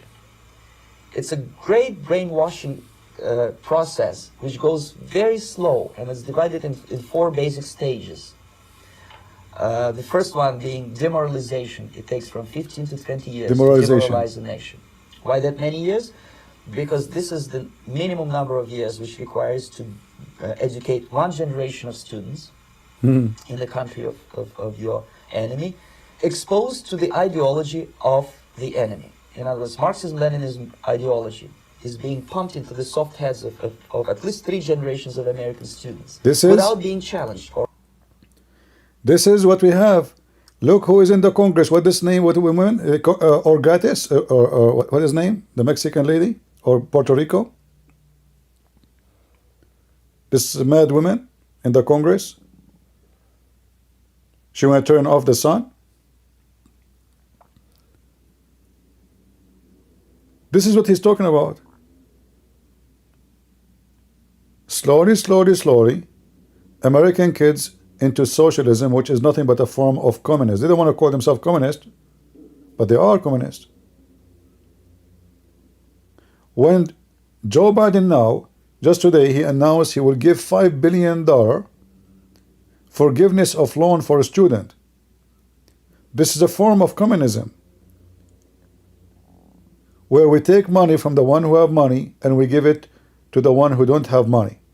But at the end of the day, nobody will have money anyway, because the rich one will run away, will take their money, and they will notice, oh, those communists are taking over, so I better sell my property and go and have business in a different place. It's not fair that I will pay a lot of tax and those people, they don't work and they get all the money.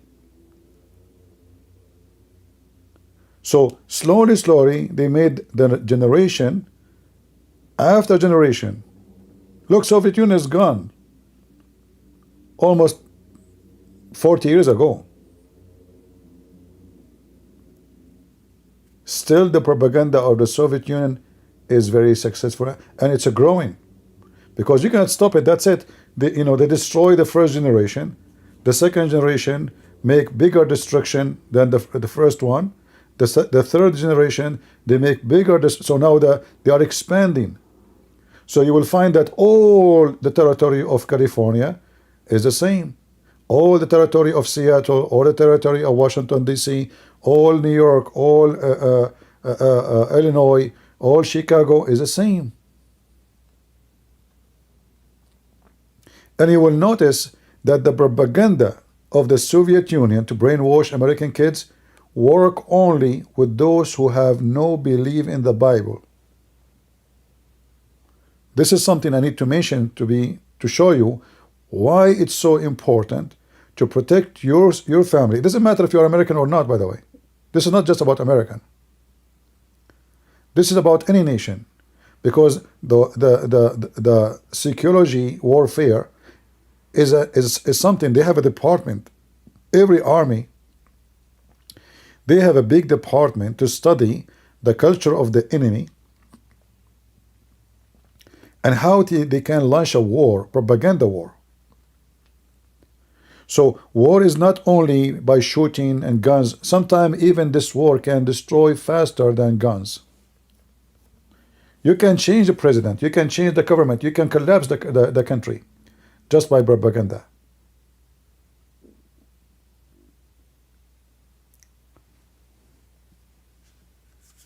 You will notice, which is something I notice, I'm not born in this country, as you know. I'm immigrant myself. But I notice that states who have more believers, the propaganda of the Soviet Union, which we are talking about now, is not active with them. They don't hate America. They joined the army. I joined the army myself. And notice how many Christians are. The majority, actually, I can say that maybe 97% of the ones who are with me in the unit, we go to the church. Like, who want to go to the church? If you serve in the army, you know that the drill sergeant, they say, come to you, who want to go to the church Sunday? Everybody goes.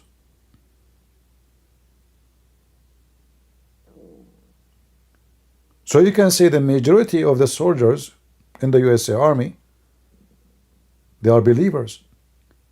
Socialists will not join the USA Army because they hate America. How many times we saw socialists burning the American flag? If you don't believe me, go watch Antifa.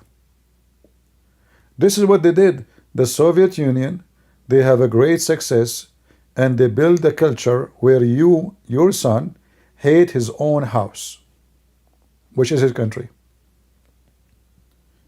But their propaganda did not work with people who have the Bible in their house and they follow it. You will not find one Christian person who live in the country. He is a true Christian. He hate America. Like, you know, I speak against Biden, but do I hate America? I will never do that. I joined the army because I love this country, even though I'm not born here. When somebody asks me, when you want to go back home, I get upset because this is my home. I don't have other home. What do you mean go back home? So when you are a believer, you will be loyal. You don't cheat, you don't betray. A country gave me citizenship. A country respect me. A country gave me the freedom. A country treat me as a human. What I need more to call it my country?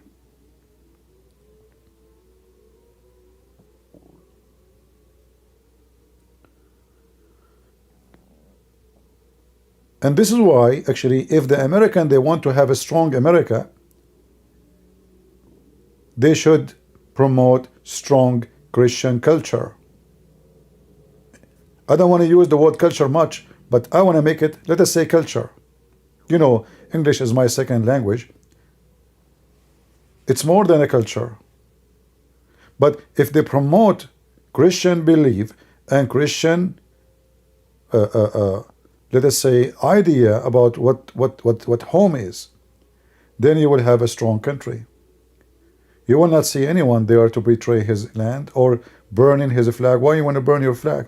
Why a teacher, he will kick a kid out from the school for his having American flag in his t-shirt? But this is America.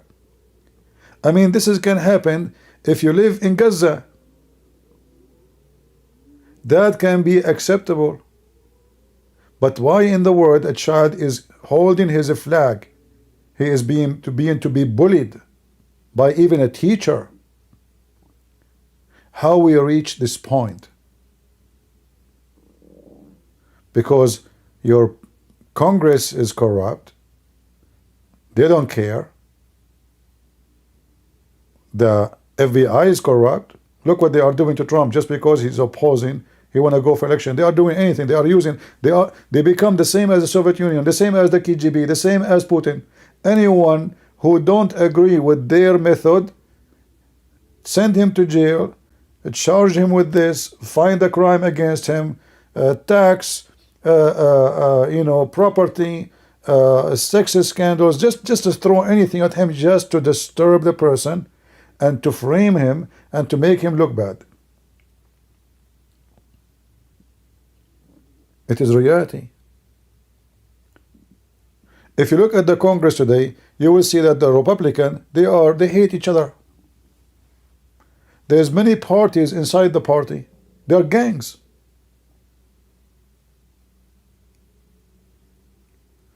So this is why you see that those Hamas and Iran, they don't find America scary no more. This country is very much divided. And you know, this is why always I speak for what? I speak for unity, because divide and conquer. Do you understand why always I speak for unity?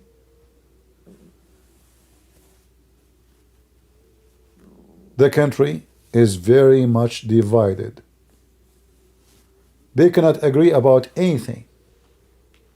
They cannot agree about budget. They cannot agree about schools. They cannot agree about books. They cannot agree about no money. They cannot agree about ambassador. They cannot agree about a flag. They cannot agree about anything.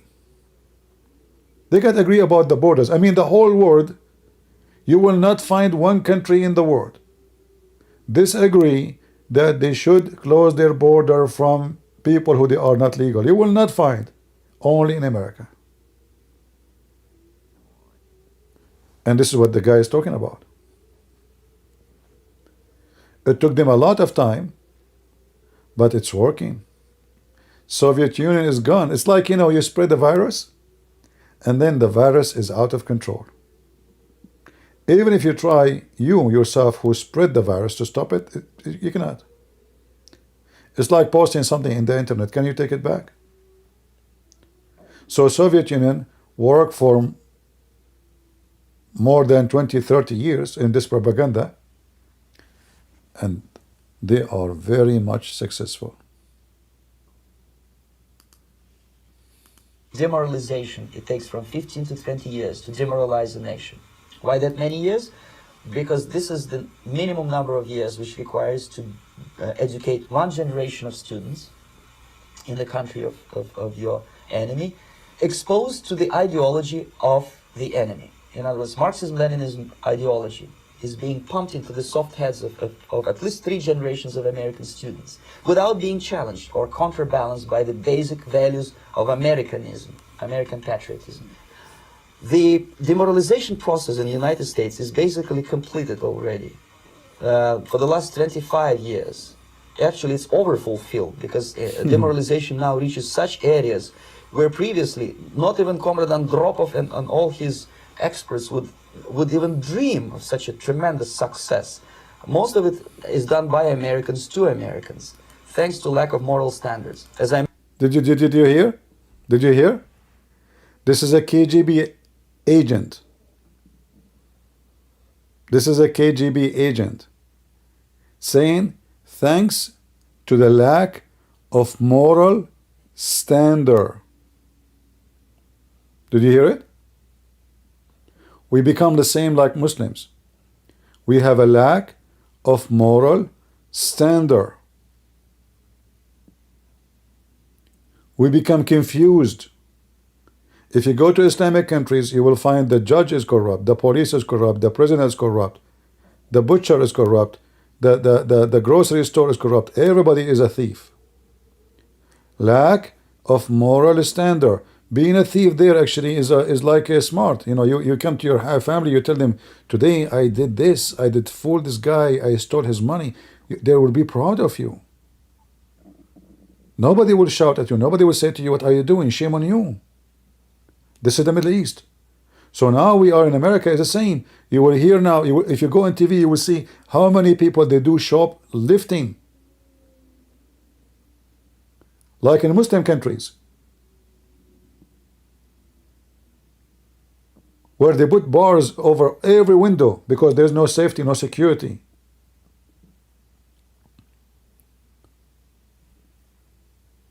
Robbery. If you go check right now, how many robbery happened in Chicago, you will think you live in Gaza, where people they rob each other in the street non-stop. Or you live in Iraq, or you live in Syria.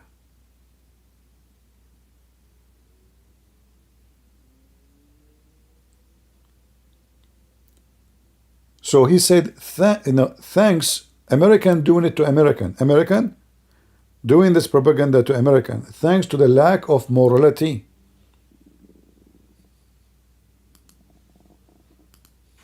For the last 25 years, actually it's overfulfilled because demoralization now reaches such areas where previously not even Comrade Andropov and all his experts would even dream of such a tremendous success.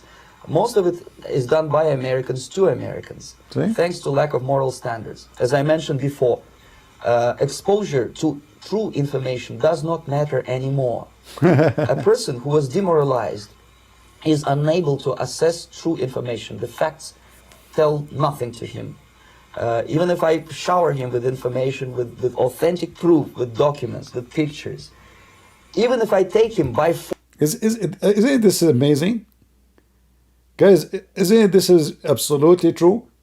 This is a very old video, by the way. This is an old KGB video.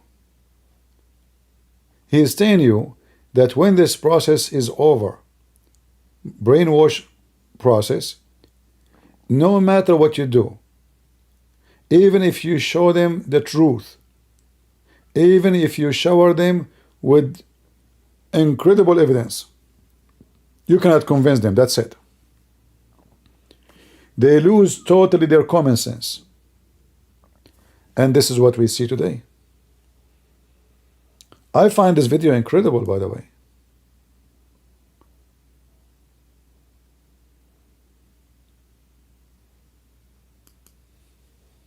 Without being challenged or counterbalanced by the basic values of Americanism, American patriotism.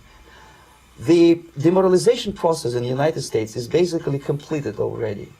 For the last 25 years, actually it's overfulfilled because demoralization now reaches such areas where previously not even Comrade Andropov and all his experts would even dream of such a tremendous success. Most of it is done by Americans to Americans, thanks to lack of moral standards. As I mentioned before, exposure to true information does not matter anymore. A person who was demoralized is unable to assess true information. The like facts Muslims tell nothing to him.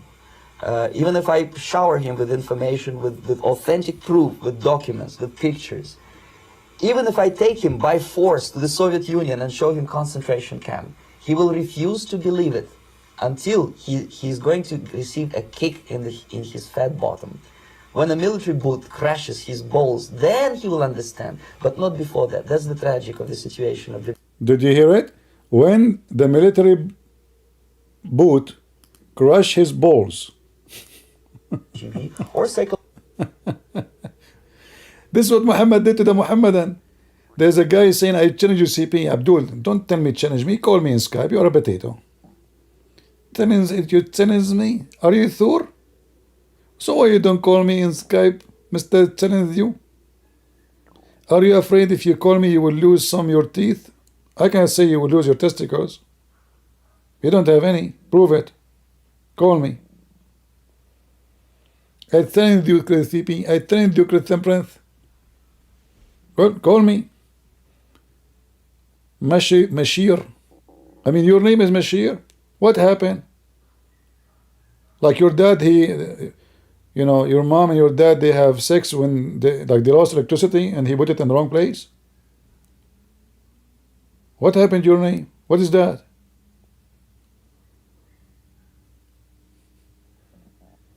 Just call me.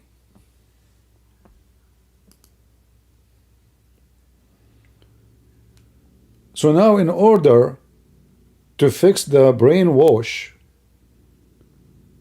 as we heard, what is the solution?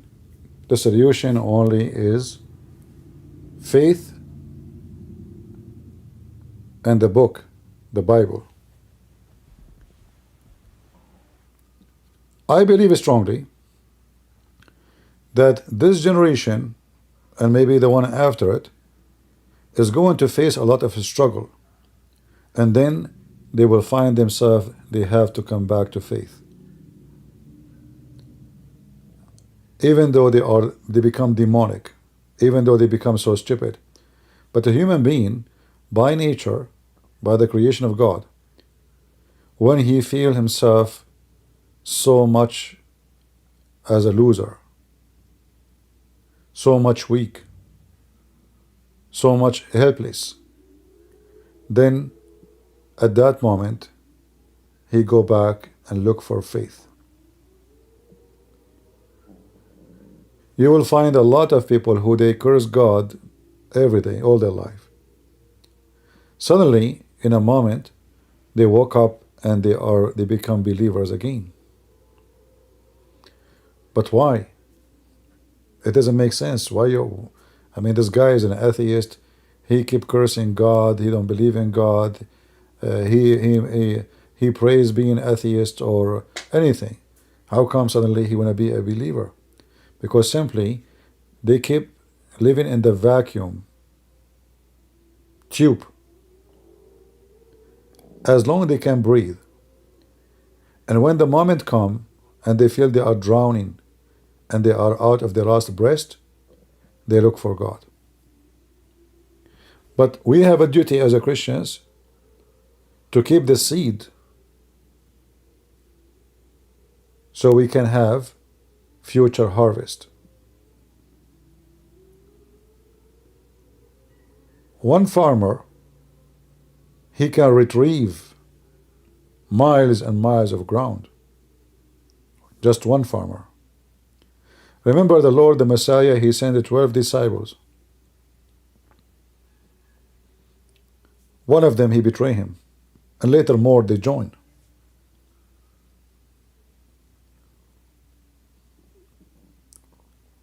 And they were able to make a harvest around the world. So yes, they have propaganda. Yes, they were successful. Yes, the demonic culture is spreading. But yes, that God's word will never die as long there is a believers. And always we will be victorious. Who is this guy being interviewed? He is a KGB in charge of propaganda to the USA. And everything he said is absolutely true. He said even if you bring them in the front of the truth, even if you shower them with facts, still they are in denial. They will not listen to you. And this is exactly what we witness. And this is the case for the Muslim, by the way. You bring a Muslim, like if you go back a few days ago, when a Muslim, he called me, I showed him hadith after verses. He agreed that there is contradiction. Still, he don't want to leave Islam. So brainwashed is when you reach the point that you don't want even to see what you see. Like you see it in front of your eyes, and you inside you say to yourself, no, I saw nothing. No, this is not this. Okay, it's true, but it's not true. Yeah, Mashir, I'm jealous. By the way, Mashir, I can convert to Islam right now and visit you at home and do what Prophet Muhammad did to his own daughter-in-law. My eyes will fail into your wife, and then you have to divorce her for me so I can boom her. Do you see how jealous I am? Aren't you jealous too? Are you jealous? If the Prophet eyes fall into your wife, you have to divorce her to F so he can F her? You must be very jealous, huh? You have no dignity. They are brainwashed to the point they accept that they have a prophet. If his eyes fall into a woman, the husband must divorce her. Imagine.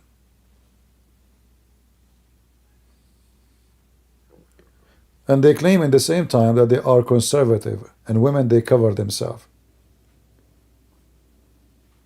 You cover yourself because of your shame. In fact, the women cover in Islam is the best way for prostitution. If you go in the Old Testament, you will see how the Palestinian women, she went to the temple to do what? She wear burqa, covering her face. What Palestinian women they do in the temple, not the Jewish temple, the pagan temple? What they do?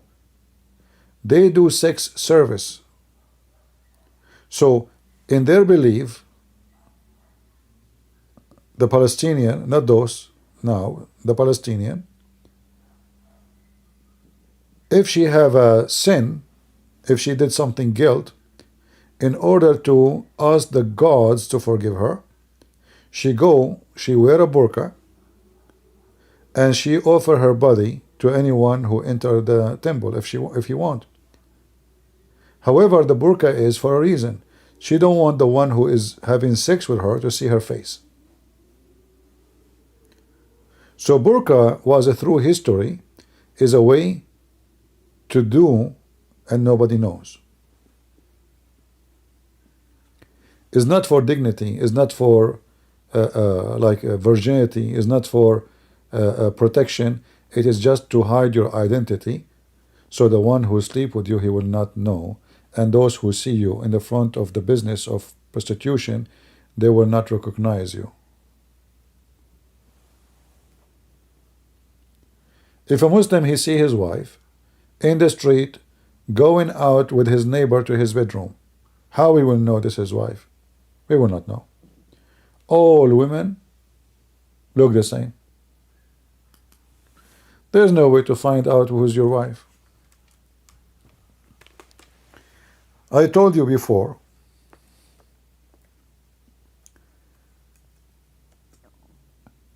a kid, he was with me in the school, and when I was a high school, he saw a girl wearing Islamic clothes. He followed her. He started saying dirty words to her. And he kept walking behind her. You know. He is coming back from the school. This is the time where all kids go from the school. So we came out, girls coming out. He found this girl in his way to his home. He walked behind her and he is saying filthy words, flirting with her, but in a dirty way. This girl, she kept walking. And he was like, oh, okay, she is going the same direction. I'm lucky, you know, the same direction of my house. Keep going. And then she arrived in the front of his house. She stopped in the front of the door. Then he got worried. He thought that now actually she knew who was he. Maybe she is a friend of his sister or somebody know him. Because remember, the guy is not covering his face. But she is. He thought she is going to tell his dad. But what happened is, she is not coming for this purpose. She is his sister. Look at this beautiful picture.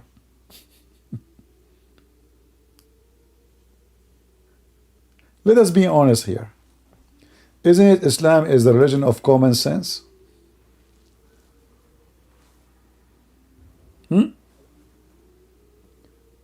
Isn't it this so beautiful and so romantic?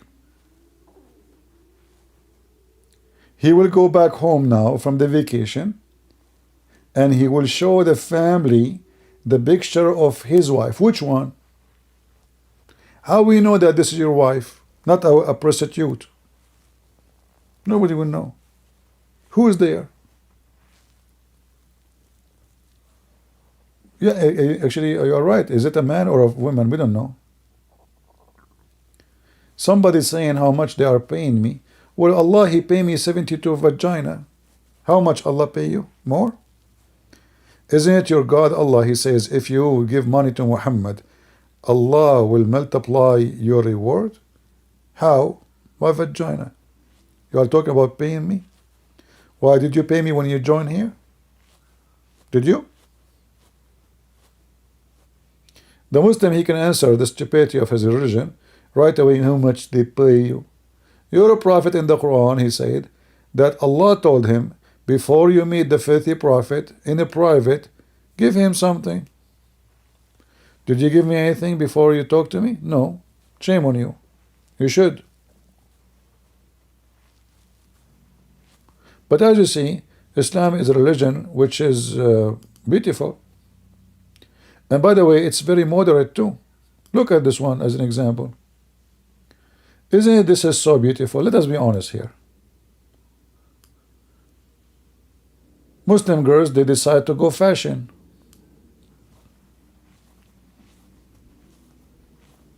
Who of you, Christian ladies, dream to have such a beautiful dress? None of you. Honestly, I feel sorry for you. Imagine yourself, you are a Christian woman, and you want to have the most beautiful, attractive, like your husband, so he can look at you, he go crazy, like, oh my Allah. Husband, turn the light off. Why? Because I will show you this dress will be shiny, even at dark, so you can catch me. Better than the black burqa. At least now you can catch me, even at night. What is this?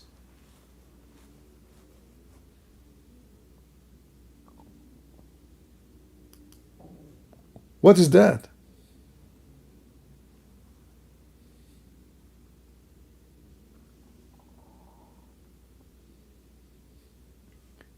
And then because this is a pervert religion, Muhammad is a pervert, as you know, they even force little children to wear burqa. Look at this.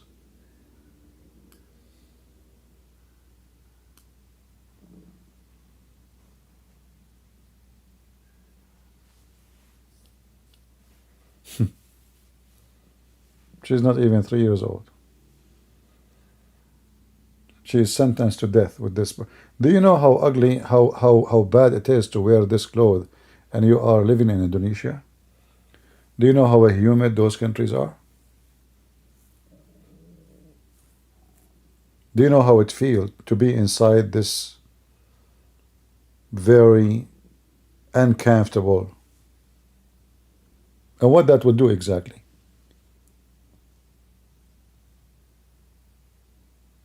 By the way, where is your front? Oh, okay. I'm guessing. And you know, like, you know, it's sometimes it comes with fashion too. Like, isn't it? This is beautiful, really. Look at this.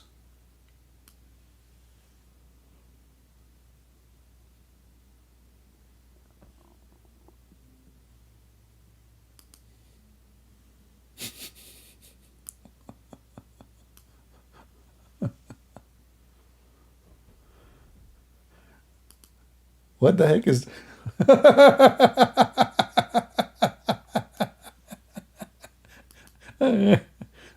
Like, you know, the funny is I was so upset. I apologize today, by the way. I said like some words I should not say, but I was really, really upset from this filthy dawah. But look at this. I mean, I have to laugh. I mean, it's disgusting religion. It's filthy, it's dummy, it's stupid. But look at this. What is this? Seriously, what is this?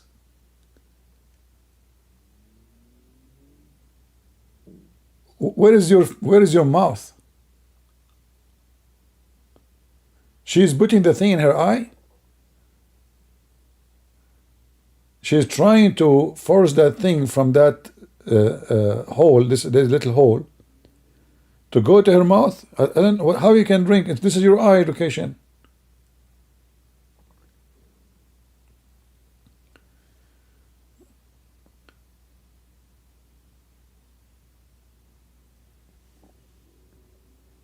I know, this is so beautiful. I understand some of you like think this is not right, but you tell me, trust me,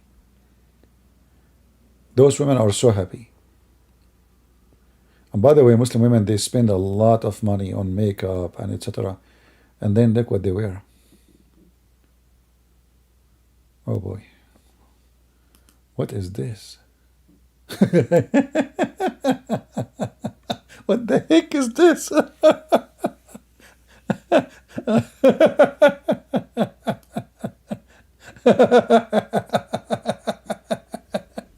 I wasn't expecting this. What the heck? Okay, what? What? She's electronic.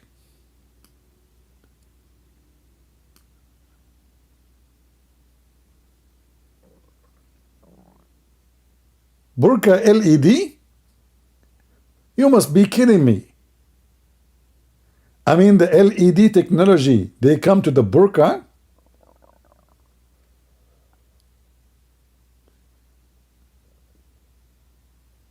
Shame on you making women wearing clothes. Where is the women? Prove to me that there is a woman there. Go ahead. Guys, the Abdul saying shame on you making fun of women wearing clothes. Prove to me that there is a woman, not a man. And even if there's somebody, what is this? Where is the person? Shame on you. You make fun of us day and night. You call us kuffar, pigs, monkeys, najis, and now you are talking about shame on you? Well, shame on you to put a woman inside the box like this. What is this? Is that how much you don't trust women, Muslim women? Are you saying to me that Muslim women are not trustworthy? That's why you have to bury them alive? Is that correct, guys? This doesn't mean that Muslims don't trust their women and their women are not trustworthy. Otherwise, why I'm so worried about what? I mean, what people will see. What if somebody saw their face? What will happen exactly? Are you saying to me that you Muslims, when you see a woman's face, you start masturbating in the street? Are we animals? Look at this beautiful picture. Those are yours, so start taking a picture. Look how beautiful it is. There's two garbage bags in the left and the right. In the middle, there is two things. I don't know. Maybe it's a Photoshop. Possible. What is this?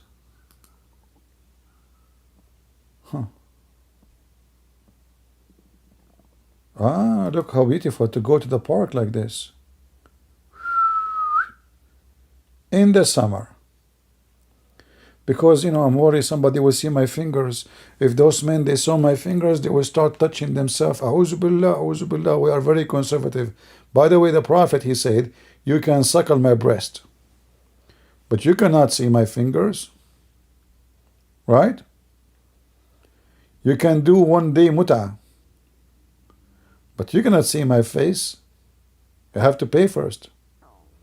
Very, very, what is this? Beautiful, beautiful, beautiful. So beautiful. And the funny is, they say to you, there's no proof of aliens. This is what they say.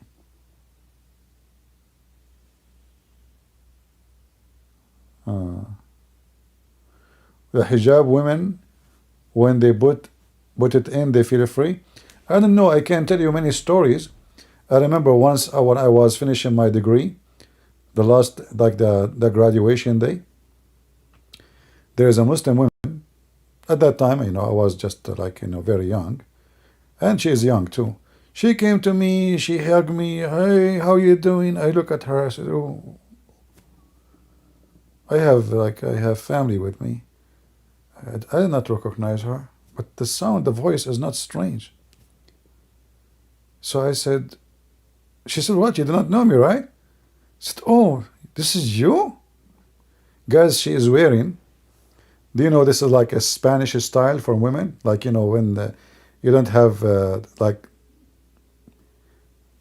top, there's no top, and the arms going down. I don't know if you understand what I'm saying. There's no top for the so it's covered from her breast and down, and then there's no top, there is no shoulder, there's nothing. It's like a Spanish style. I said, what happened to you? Shut up. My family are not here, and nobody is coming to the graduation. I said, what about, do we take pictures? She said, don't worry. I took pictures before I changed to those clothes. Already, we took pictures with the hat, with etc., wearing hijab. She will send pictures to her family wearing the hijab. Hey, mom, I graduated. And she kissed me. I was she jumped on me and she started kissing my cheek. I don't know who's this girl. Even my cousins, they look at me. Who's this? my uncle wife, she said, what? What are you? What? Who's this? They thought I have a relationship with somebody. I said, I don't know. What? Hold on. Who are you? I said, you don't know me? Oh, really? This is you? You know? Yeah. I said, well, this is what happened. I don't know. I mean, she is a Muslim girl, but she is not even from my college. She studied Arabic literature, sorry, and she's graduating from the Arabic degree, and I'm studying law. So we are from two different colleges, but I met them through a Muslim guy. Sometime we are in the cafeteria, they are with them. So she kissed me, I don't know, and she is wearing. And so this is when she dress usually, she have a hat under the hijab. There's two hijab, and she put a hat even though underneath, so her hair cannot see through. This is how supposedly she is so conservative. But in the graduation day, she was totally a different person, but her family is not there. I told you a story before. Once we took a taxi, and there was 3 girls in the back seat.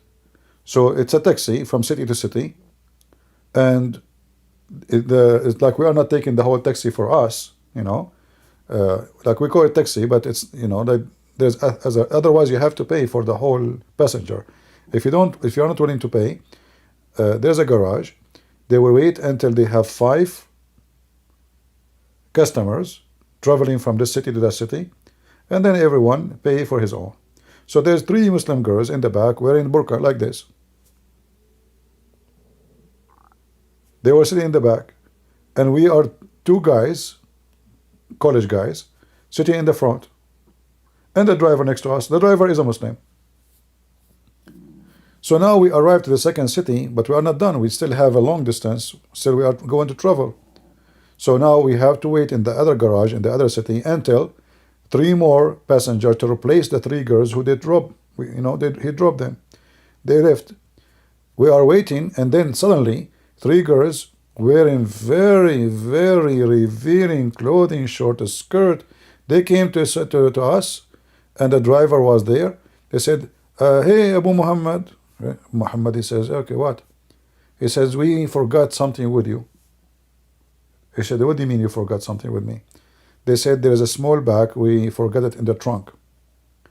They said, no, you are mistaken. You did not come with me. They said, no, we come with you. We came with you. He said, no, you did not. The one who came with me, they are wearing burqa. The 3 of them. Not you. They said, it is us. We just changed our clothes. And then she started telling him all the stories he was telling us. Everything he said, they start saying to him, you told them this, you told. Actually, I remember like one of the things he said to us, which we don't understand really. He sounded like sleepy, yawning. I said, be careful, you're driving. He said, as you know, yesterday we write the homework. We look at each other. I mean, what this guy is like in his 60-something. What homework? So he said, you go to school? He said, no, son. What school? Homework, like, wife, husband, it's Thursday. So the Muslims, they do have sex once a week at Thursday. This is how you have to do his duty. He call it homework. And usually they say that when the woman, she is not attractive. So he's tired because yesterday he was doing the home. So she told him, and you told the guy that you are tired because, Thursday, yesterday it was Thursday, and you were doing the homework. The guy, he said, oh, what the heck?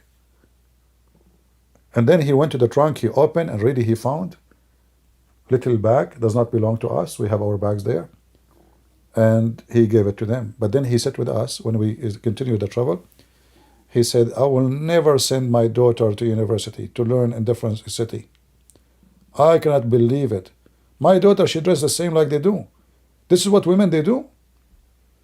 So as soon they arrive to different city where their families are not there, they strip. Literally. Look how beautiful this picture.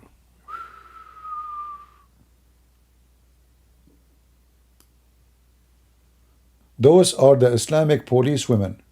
They go in the street and they beat women who they are not addressing properly. Isn't it this is beautiful? Guys, let us be honest. If we can have this in our, like anywhere, how much money we can make from tourism to see those aliens?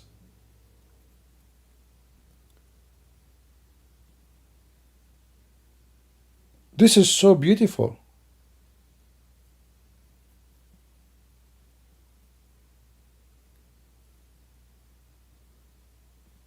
I'm being touched. I think I'm going to convert to Islam. Islam touch your heart, if not your ass, you know, or your head. I mean, something else with this. By the way, don't take them wrong. They are not going to beat anyone with it. No, no. It's just to weave it. You know, like there's a Quran verse that says you get to shake it, shake it. That's it. This is a Quran. So you got to shake it, shake it, shake it. So here it's a very friendly, Muslim women going to suntan. They will put those sticks in the beach and make an umbrella. Like do it yourself umbrella, you know. The enemies of Islam, they will take it wrongly. But all of us, we knew that this is absolutely false. Oh boy. I don't know what happened. I'm opening this thing and the more and more I see some crazy pictures. You know, but actually the most beautiful thing is if you can put your wife or your wives in the trunk. That's so beautiful.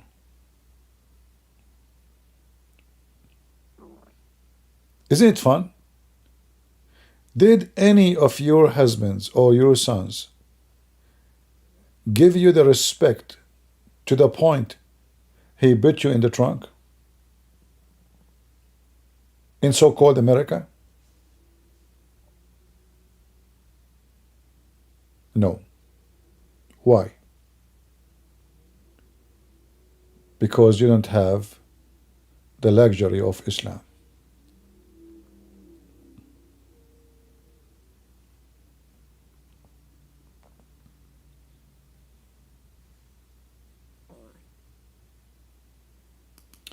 Which one you like more? This one or that one?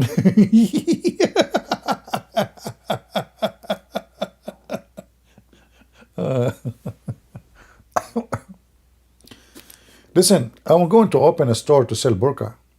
Fashion, which one? Do you like this one? But all of them are the same. Like which one you like? And look, this woman here, she is trying to find the best fashion. But all of them are the same. What the heck? What?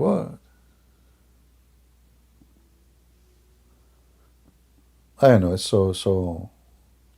But now you see those women, Muslim women in TikTok, they have 10 kilograms of makeup. Alhamdulillah, I'm a Muslim. And she have the lipstick and her, and her clothes is so tight, her breast is coming, you can even see the nipples. And she is wearing hijab. We have to be honest. Hijab is there. You can't deny it, can you? Enough of this. Chicken religion. All right.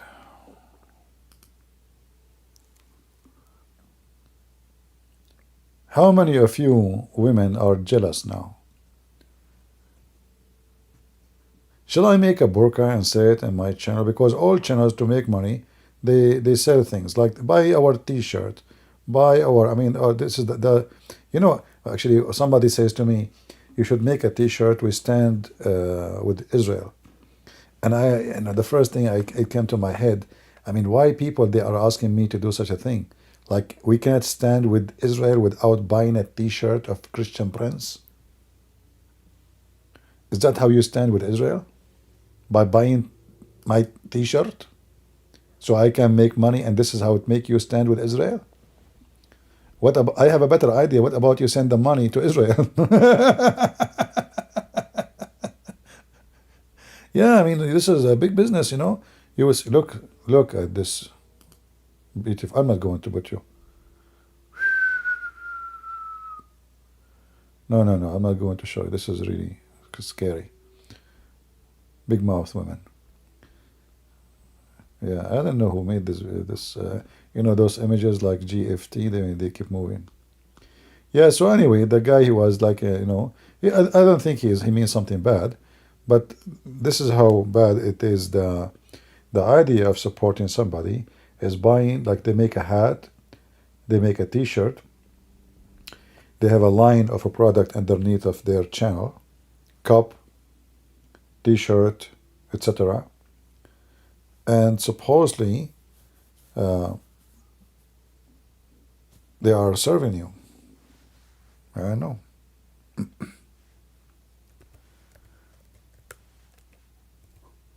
Business. Business come first.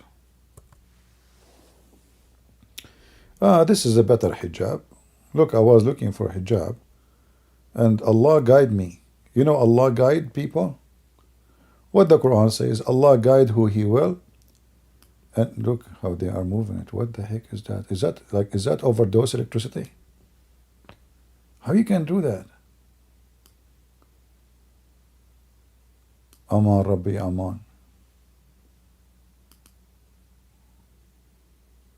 What's happening?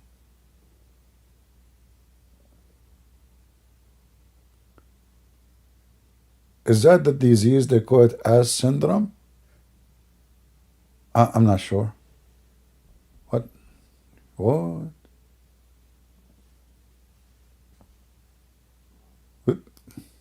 Like, can you stop?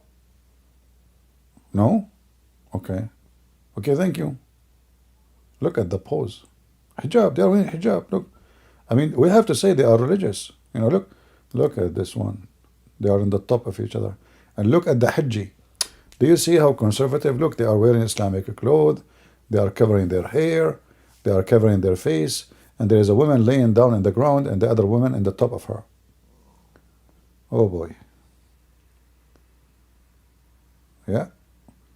What is this about? The ass is up. What? Why is it very assy? Oh boy. What the heck? I mean, nobody is not explain the Muslim prayer. Oh boy. I think she ran from the jail. Look what she is wearing. This is the pajama. You know, I saw them in the old movies. You know, women like, you know, men, they wear pajama and they escape from jail. They are wearing something like this, like zebra. I think this is like they run from jail, you know, or something. It's a zebra style. Yeah. Anyway, enough of this. Too much bombs up.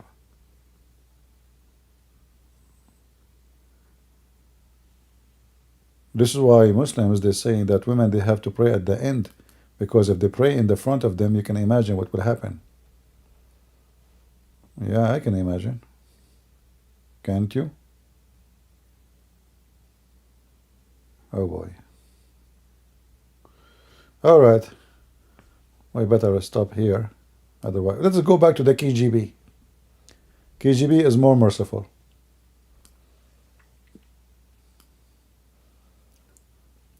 And in the same time, by the way, they speak about how corrupt the Western cultures. You know, we can say there's a lot of filth in the West, yes, but at least those who do what they do, they don't claim to be religious. They don't claim to be like following God, and they say mostly they are atheists.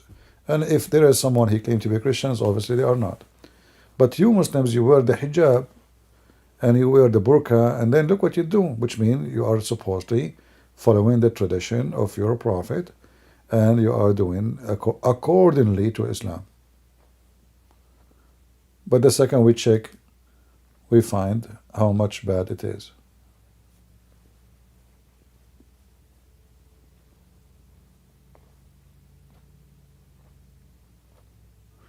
I'm just trying to be nice, not to show you everything I see here.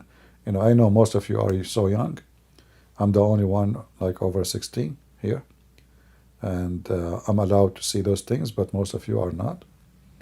So I have to keep it quiet. Because you type one word in Arabic, you will see 1 million videos of naked women. All they are from Muslim countries. When I say naked, I'm not exaggerating.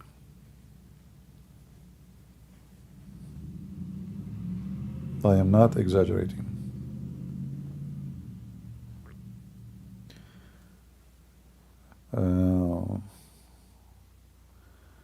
May Allah guide everybody.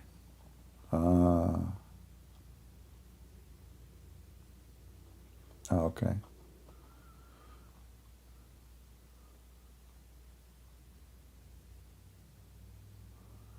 CP is talking, but his lips are not moving.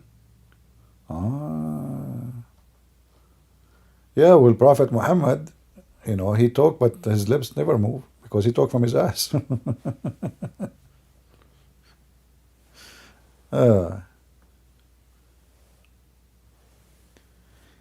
Tell you about the Wahhabi?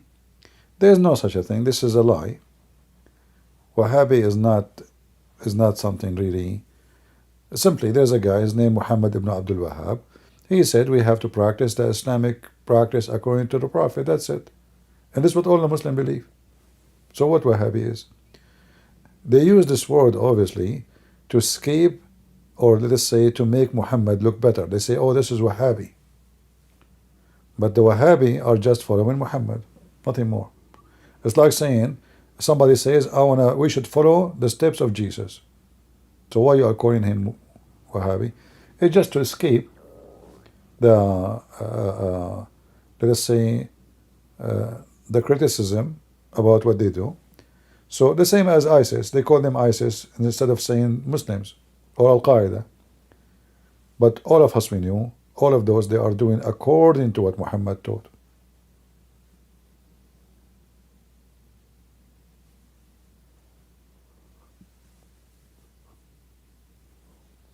So there is nothing is called Wahhabi. Yeah, let us change this picture here. Actually, maybe we should finish for today, guys. Aren't you sleepy? It's already getting late here for me. And after seeing all those burqas, I think I feel very much satisfied with the beauty for tonight. If I close my eyes now, I will be dreaming about those burqa. Beautiful. Do you see how their bum is up? How nice. You will not find this anywhere. A woman, she lives in Indonesia. And the funny is, I found that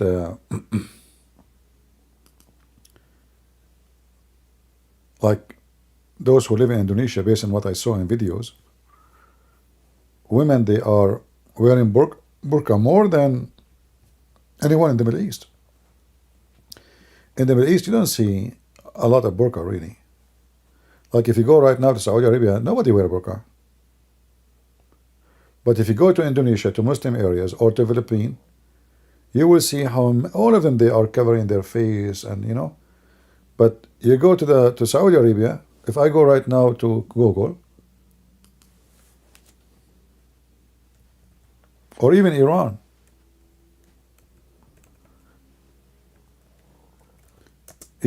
where supposedly they beat women if they don't have burqa. Let us go to Iran first.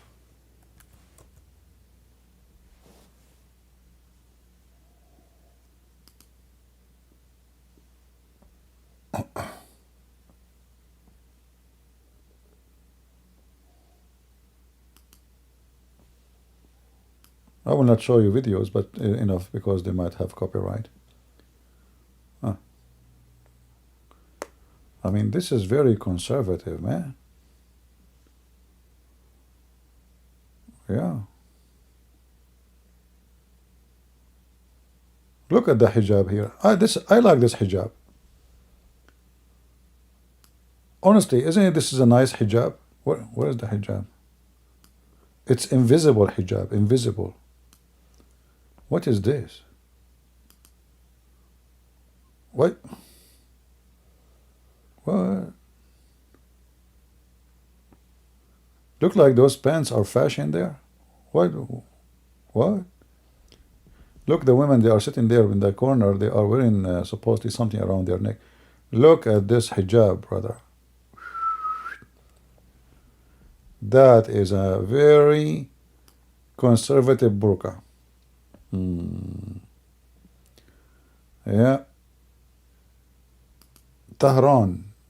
What is that? I think she washed the jeans with the wrong detergent. Look what happened to the jeans. Do you see what happened when you wash it with the wrong detergent? I told you. Why people don't listen? How many times I told you why you should not buy detergent made in Iran? Look what happened. The pant is gone. Is that what you want? You know, first time I saw people wearing jeans like this, I said, like in the old days, in my time, like 200 years ago, if somebody have a hole in his pant, he will feel like ashamed, like he will, if he's from a poor family, they will make stitches on it or try to hide it. Now it's a fashion. Now you buy the jeans brand new, have all those holes in it. Okay. Yeah. This is Iran. This is where the Khomeini now. And look at the hijab. Women, they put something around their neck, but nobody really is wearing the. You see, the Iran, nobody care for the garbage of Muhammad no more. As soon as this government, this is why the American, they should focus now on Iran to make this government collapse. You will notice that all the evil we are suffering from or struggling with is because of Iran. Hamas, Al-Houthi in Yemen, even Al-Qaeda, even Muslim Brotherhood, all behind them is one country, Iran. All that territory was way better before Iran as Islamic government come to existence. You see what they are wearing? Nobody really wearing hijab. They go to coffee shops, but because they have to, and I think depend in the area, like which area you are staying in. There is some areas they have more, the people are more promote more freedom. Usually they just put something around their head, but all of their hair is showing, as you see here. Yeah, you can go and check too, like Saudi Arabia, you will find the same,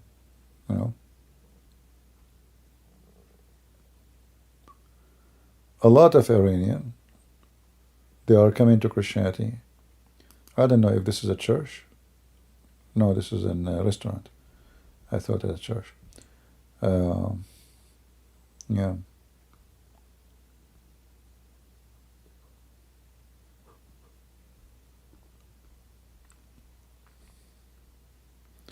I met many Iranian Christians.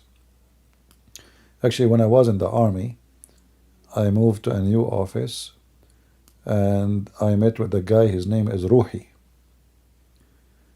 They told me, those Americans, they do not know really anything about you. They said to me, there's a guy here, he is from your country. They thought I am Iranian. I said, really, So I went, I said, where? I said, and there in the office there, In fact, you will share with him the same, it's a big room, you will share the same room, like you have your table, he have his table. So I went inside, there's only 2 tables, and there's one, have a big cross on it. Big one. So he came, and this guy, he's Iranian, He don't go anywhere, even though he is serving in the army. Wherever he go, he have his Bible with him. Me myself, I don't carry the Bible with me. I don't. I'm going to work, and why I wanna carry the Bible with me? This guy, he have a cross on the table. He came, we shake hands. He put the book in his hand. Now he is sitting behind the table. So now I say, I'm not sure really, is that him? I mean, is that the guy want to sit with me? Because sometimes they share tables. So when we start talking, he told me his name. His name, like Ruhi in Arabic, it's an Arabic name. So I said, where are you from? He said, from Iran. I said, okay, so where is your table? He said, this is my table. I said, like, do you share it with somebody? He said, no. I said, oh, so you have a cross? And I said, yeah, this is my Bible. Look, I have my Bible with me. I said, you are a Christian? He said, I'm a convert. So he was a Muslim. He became a Christian. And obviously he is so, like, he don't go anywhere without taking the Bible with him. And I wasn't new. I told him, so like here, there's no problem if you, he said, oh, absolutely not. The army support that. As you see, I have my cross on the table, big one, made from wood. Yeah, he was a very nice guy. And then he, when he learned about me, he asked me to help him with his father. He said how I can convince him. Still he is stubborn to leave Islam. So I shared with him some information. But I don't know. I don't remember really what happened with his father. He left, I think. I'm not sure. I forgot. Yeah, so there's a lot of Iranian, they really left Islam. By the way, if you want to watch the videos we play about those rapists, there's no rape in the videos. But if you want to watch, let me share the link, so later you can see it if you want to see the evidence for what we saw.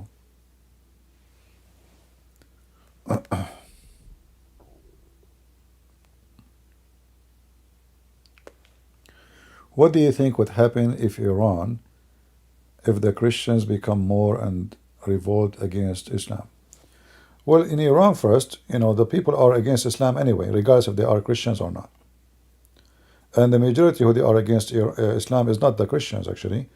I mean, the Christians, they are peaceful people. They just want to leave them alone. They are not really interested in government.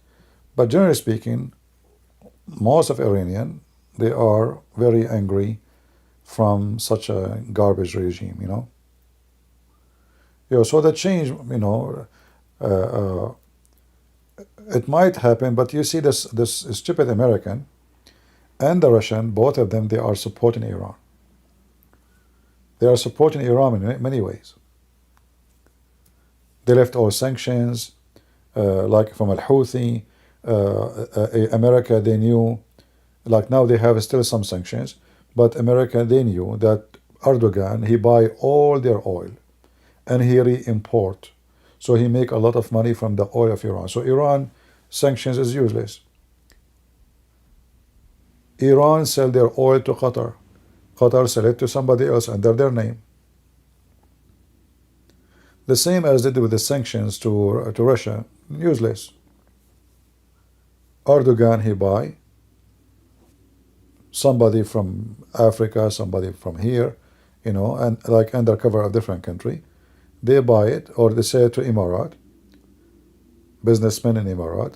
They buy it and they resell it under their name. And supposedly now the oil is coming from Emirat. So, those terrorist regime, they flourish when their enemy is stupid.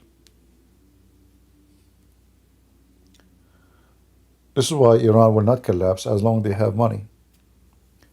In order to make people go revolt crazy way, you have, number one reason is to struggle with food and like surviving living. Usually people don't go on revolt so crazy as long as they are like, okay, like fine, as long as there is some food on the table.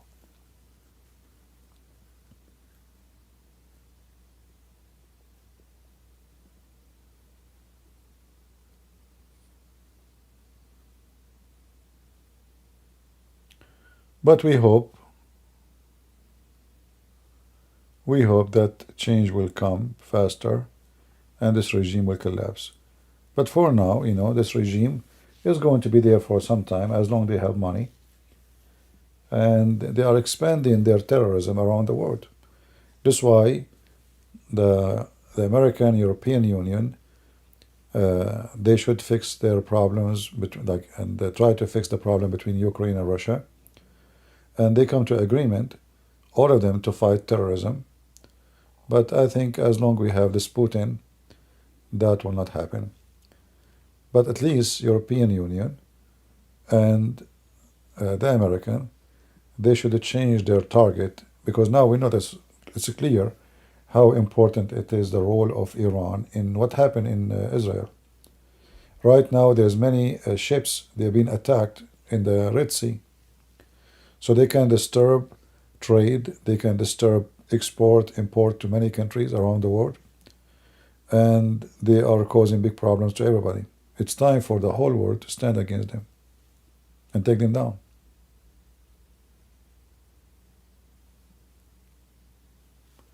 No, Iran, even in the human, Iran, I think it's still now, I don't know if it is or not, it was the head of a human right. They made Iran is the head, the chair of a human right watch in the United Nations. Can you believe it? This is why this United Nations is a joke, If I am a president of USA, the first thing I would do, in the first day I became president, I will close the building of United Nations because we own it, and we will not give any more money because the major money of the United Nations is from USA, and I will kick everybody out of USA. We don't want this corrupt organization. It's just a place where gangs meet, it's like dogs meeting. It's a place where people shout, lie to each other. It's useless. It's money laundry. Like, if you go check right now how many $100 million sent to Gaza just in the last 2 months. They say to you it's coming from United Nations. Okay, who is the number one who pay for United Nations? It's USA. So they take our money, they give it to terrorists. They build the schools for them to teach jihad. The child he grow, he join Hamas. We build hospitals so they can treat Hamas. From our money, they print books to teach the children of Hamas. And the excuse is to support refugee. But those people, they have high, sky buildings. What refugee? When you hear the word refugee, you believe it. You think those people are living in the street. If you go check the image of Gaza before the war, all of us, we saw them. High building, 15 floor, 20 floor. What is the refugee? Refugee is people living with nothing in the top of them. Is they have a very minimum life. They have nothing. Those, they have villas. They have nice apartments. They have a free hospital. I don't have a free insurance. In USA, if my teeth actually one of them is hurting, if I want to go to fix it, I will be very worried about how much I will pay. In Gaza, you do it for free, and we pay.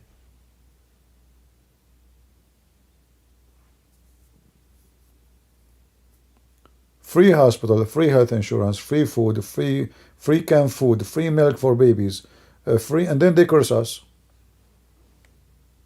Do you think you will find one person in Gaza he appreciate? Not only American, by the way. Those people in Gaza, they curse even the Arab who donate to them.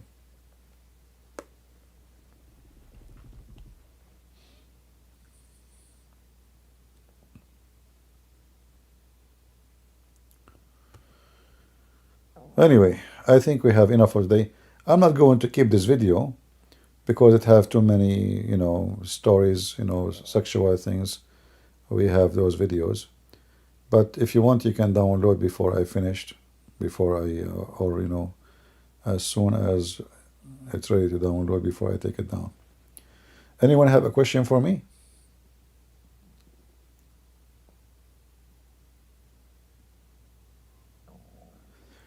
They need birth control.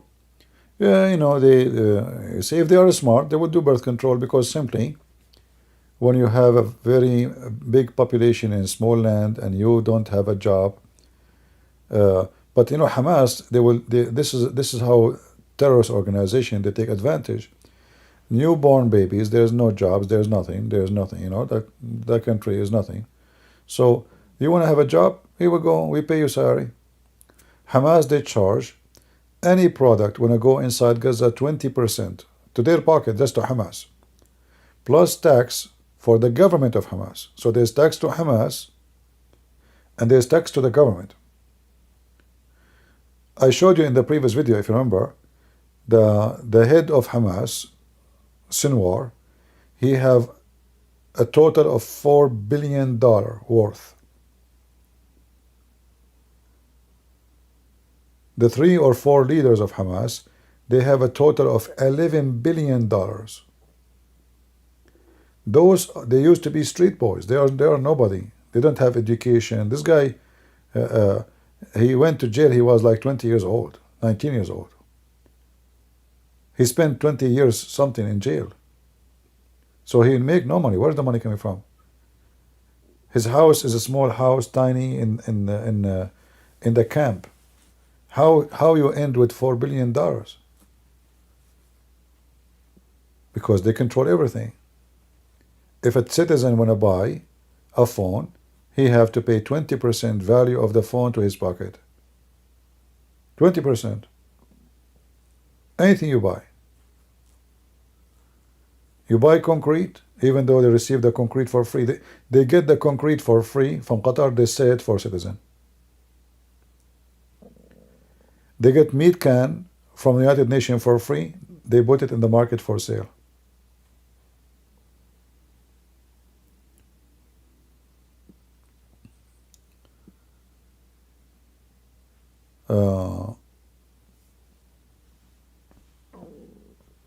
And actually, I saw that in many countries. Like, how many of you donate clothing? You do, right?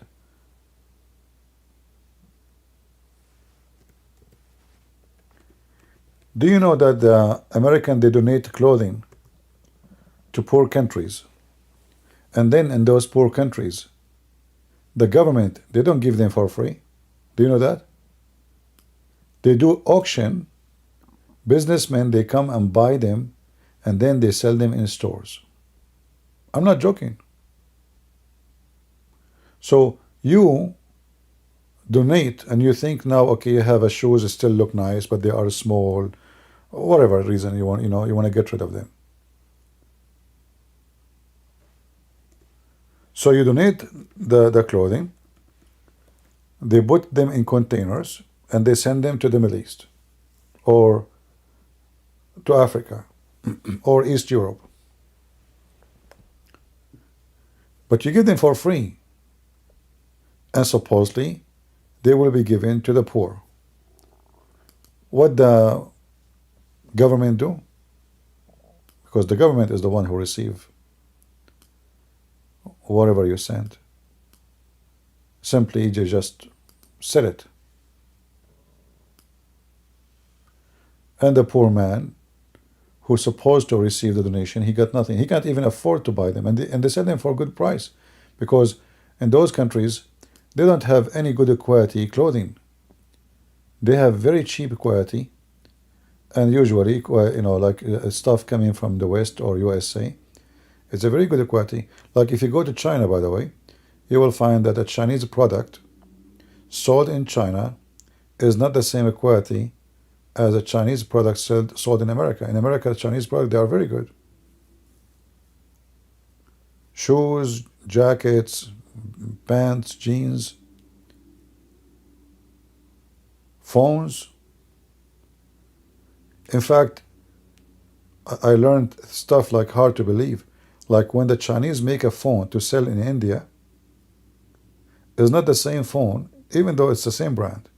It's not the same quality if they are going to sell it in Australia or America or Canada or Germany. If the phone will be sold in India, it's going to be very cheap quality. In order to make the Indian buy it, they have to keep it very cheap. It have the same name, the same model, they say the same camera, they say same. After you buy it, you will find that it's not the same.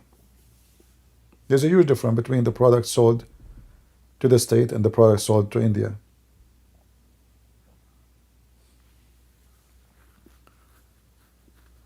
So when you donate, the poor ones are the last one to get the donation. They don't. You know, you wish. You think you are really going to send them to the poor. And you know, like those people who live in the West, those children, those Antifa, who grow in a spoiled community. They have phones since they are babies. They have milk every day in the morning, you know, in their dish. They complain about the sandwich they are eating is not really friendly. They are bored from McDonald's. They don't like their life. This is how people live. This is a true life.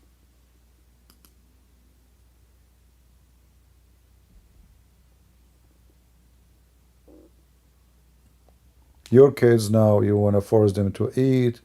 You bring him McDonald's. Oh, you know, he kicked the floor with his feet. He is upset. The girl, she want a puppy. The guy, he want a TV in his room. I want to buy the teenage. He want Atari game. He want a PlayStation. You know, here, look at this. Those are the one. What do you know about struggling? They are just little tiny kids. They have to go to work in order to eat, collecting garbage, recycle.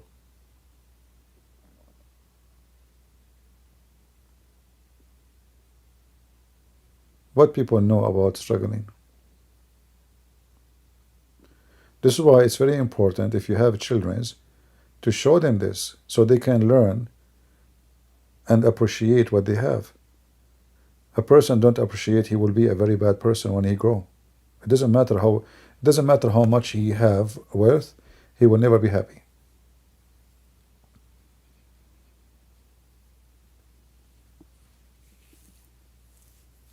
By the way, when I was a kid, I used to go and work with my dad in their age. But not because we, you know, like my family in need, but I love to work. I don't like, you know, like I do anything, any trick just to make him take me. I like to work. These days, kids don't work. What they do, you know. I spend the whole day with my dad. In their age, maybe even younger. Not a single summer I stayed as a kid playing in the street. Every summer I work. I work the whole summer, the whole vacation for school. I go to work.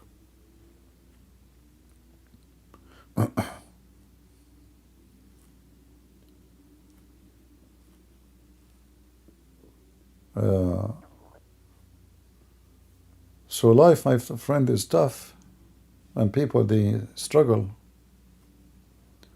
You might be lucky you grow up in a family where they provide you food and shelter and school.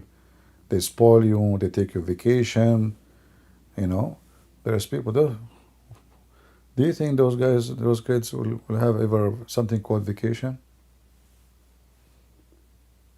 They are grown men already. They are not kids. This is why people who come from poor countries, they grow way faster than the one who grow up in a wealthy country, because they struggle with their life and they have to learn all the skills of surviving. So if you bring this guy at the end, let us say he become 15 years old, he have the skills of surviving of somebody is 40.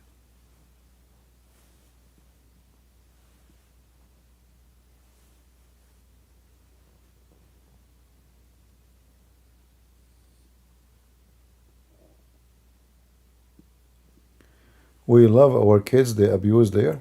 Well, this is not about abuse there. If the parents are very poor, what they will do? No, don't think this way. See, those are not Muslim. We do not know where they are from. Maybe Indian. This is not about they are abusing, but you are lucky. You are born in a family where they have wealth and maybe their parents is educated. You have a nice roof in the top of you. You have a nice bed. You have a warm. Those are, they are born in a very poor family. It's not the parents abusing them. There's no food. There's no money. The whole country is messed up. And when the parents are not educated, the woman, she want to get married. The man want to get married. They have sex. They have babies. And then what they can do? He is like 8 years old. Go work. The father cannot feed him. Right? So don't be proud of you like we treat our kids nice. If you are born in such a society, you will be the same. What you can you change your parents?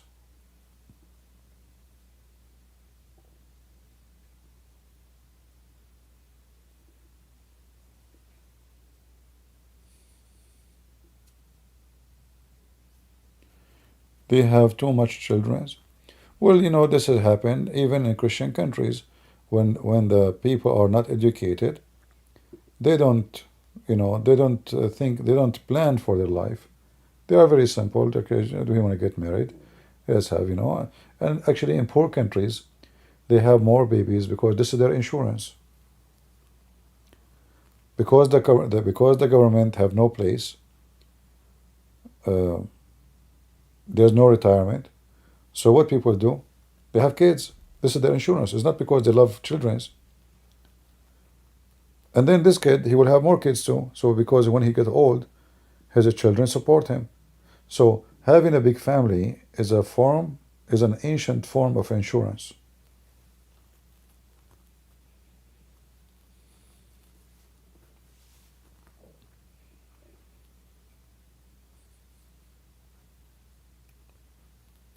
When you get older, your child, he will take care of you, take care of his mom.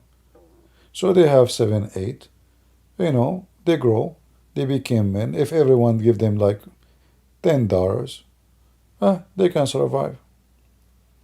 There's no retirement, there's no government, there's nothing.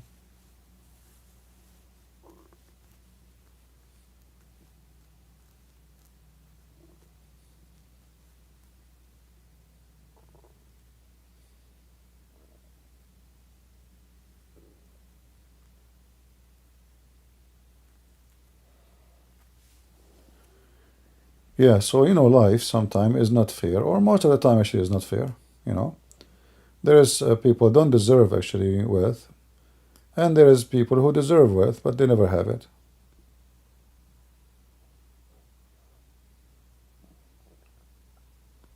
Yeah, there is a lot of crazy stuff in the world. Very sad. Some of us, we are lucky. We don't live in. We are not born in such a, tragedy or mad situation. But some they are, and they did not choose. What they can do? You don't choose most of your life. You don't choose. Some countries, there's no opportunity for anything.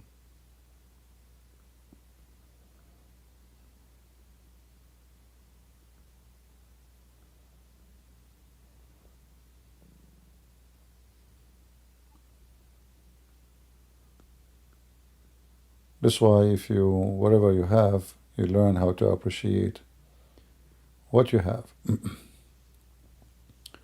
You know, I talk about like I have an old car. Look at this poor guy. Look at his car. And I assure you he is more lucky than others. I mean, he have something. He owns something. If you go to India, you will find millions of people, they just, their life is based on bicycle. They carry stuff on the top of their bag. They walk with it for kilometers to sell it around. Yeah, but people, you know, people don't notice. Imagine you go to New York and there's a woman, she is carrying this in her head. And look, she's happy actually. You know, that is a sweet picture. They carry iPhone and they complain it's heavy. Right? Yeah. Life is full of stories. And there is people, they appreciate what they have, and there is people don't. And a human being is always greedy. It doesn't matter how much lucky he is, how much he have. Like, look, this is maybe in New York, I don't know. And, you know, there's a homeless. Why anyone would be homeless in New York? Isn't it, this is America where people, they can make money and it's drugs, they don't want to work, or migrant who have nobody to support them. They come to America because dreaming that America will be like heaven. They told them that in America life is so easy. So they come and then they end in the street, you know.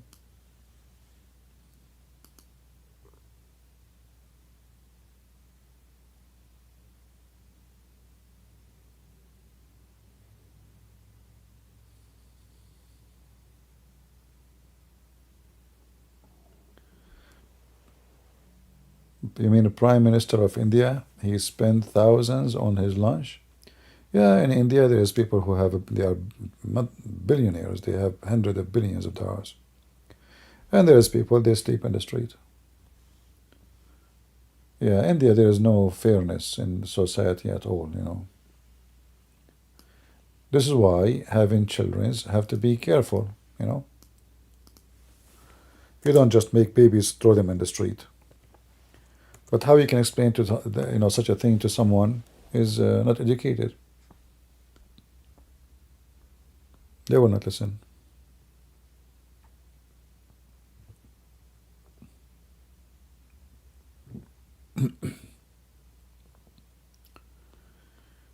They will not listen. Nobody will listen.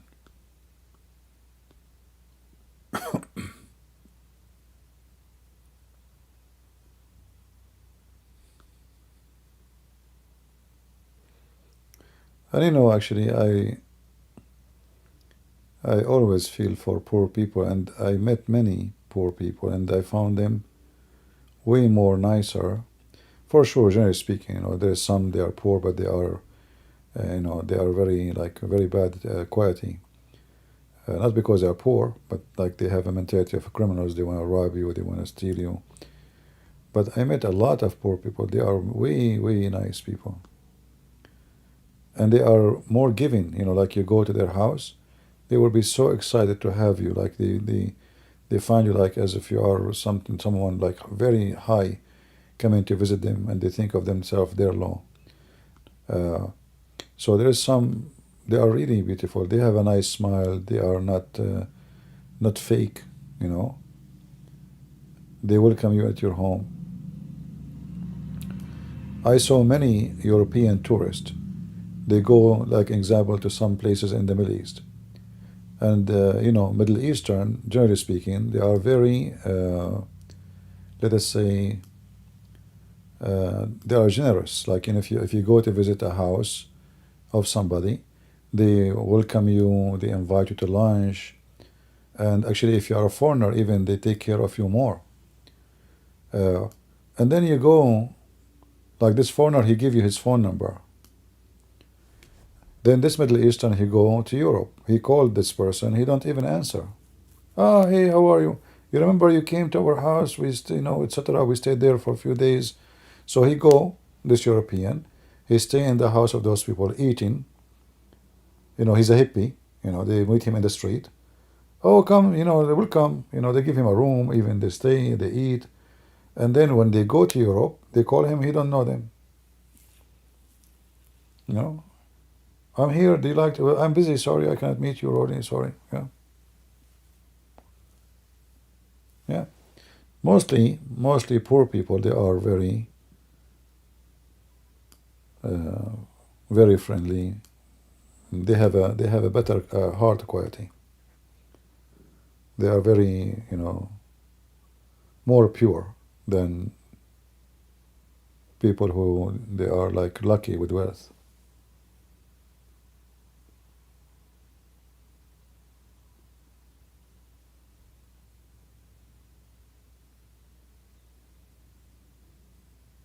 Yeah. In our house, my mom, she see a foreigner, especially they look like bad, they look like they are confused, they are tired, she invite them. She put food for them. We don't know them. We don't even speak their language. We don't speak even one word. She always bring people who they are, foreigners, and we ask them for nothing. It's just free food. They rest and they go. And even she sent somebody with them to show them how to go, how to find the car. We don't leave them alone. Yeah, but I noticed, that's sadly European. It doesn't matter how much you are good to them. When you go to their country, they don't care for what you did. It's like I felt like they are using those good-hearted people. But for sure, I'm sure there is some. They are not the same, not everybody. But look like generally speaking, most of those people who come to visit other countries, they don't appreciate the people.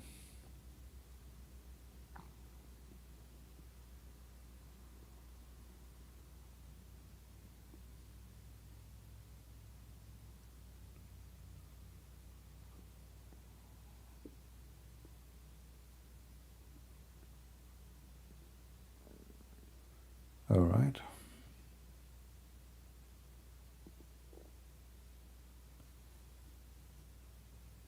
Anyway, that will not change. That people. It's nice that people they take care of someone is foreigner. But I think now life is changing, and people they are changing to worse. So maybe in the past, people when they see a foreigner, they welcome him. Now maybe nobody would do it in those countries. By time they notice that those foreigners are not really appreciating what they do to them. Same time these days, I mean, like before, if somebody do good, he do it for the sake of doing good. These days, if somebody do good, it's just to record it in YouTube and put it in YouTube to show that he's a good guy. Like you will see a lot of YouTubers, they go and they find somebody supposedly a poor person and they give him $10,000 and then they make $100,000 from that video in TikTok, and it's evil. The appearance is because those videos they bring like a million viewer in a month. A guy is giving a waitress $10,000 reaction. But you ask yourself, I mean, how in the world he can give such a money? It's because he will make way more.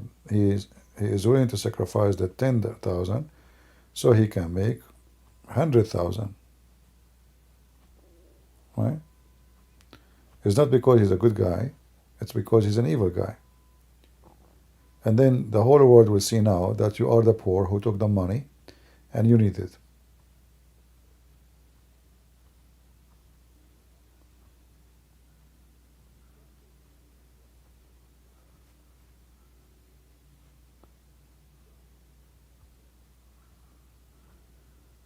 This is why, in the Bible it says that you have the Lord, he says, if you give with your right hand, don't let the other hand know. The internet, it changed a lot of things. You see, the internet made a massive change in the society. Like even a certain time there was a culture of in the mall, like people go to the market to buy. Now the internet, there's many, they are closing. If you go to the malls, you see the mall is empty. Is that correct? Go to any mall in USA, you will find most of malls are struggling to fill up their stores. Before, if you rent a store, you have to wait until good luck until somebody will leave. But now, because of the internet, Amazon, who is going to go do shopping? Nobody.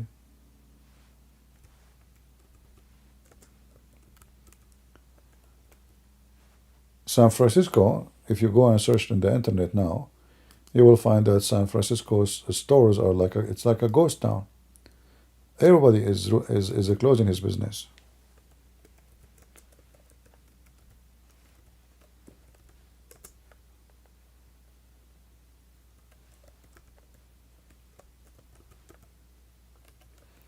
Even most famous avenue in San Francisco are bankrupt. And for sure, this is involved not only the internet, that the city is going bad since it is controlled by the Democrat.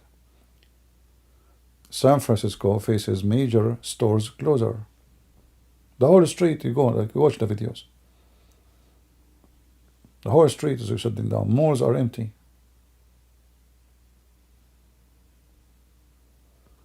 So the internet changed a lot of things, massive change. Look at this. Inside, empty. This is Bay Area. Look, all those stores are empty.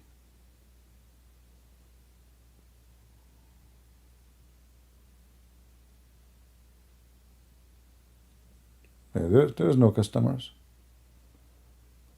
They build malls, cost like hundreds of millions of dollars, but nobody would do shopping in them. It's empty. So internet changed a lot of things.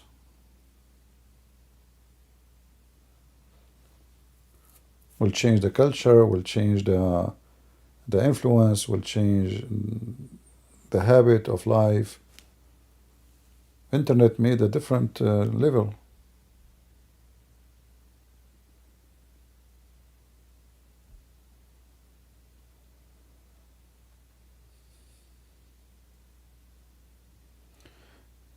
Well, the internet for sure is a good and bad, as you said. Yeah, it's a blessing and it's a curse, can be. Depends how you use it. However, when it's come to business, obviously many, and I think generally speaking, internet did harm a lot of businesses, because now the one who they are very, very rich is the one who is taking Amazon. Amazon now become the biggest shipping company, by the way, in USA, which means UPS and FedEx are behind.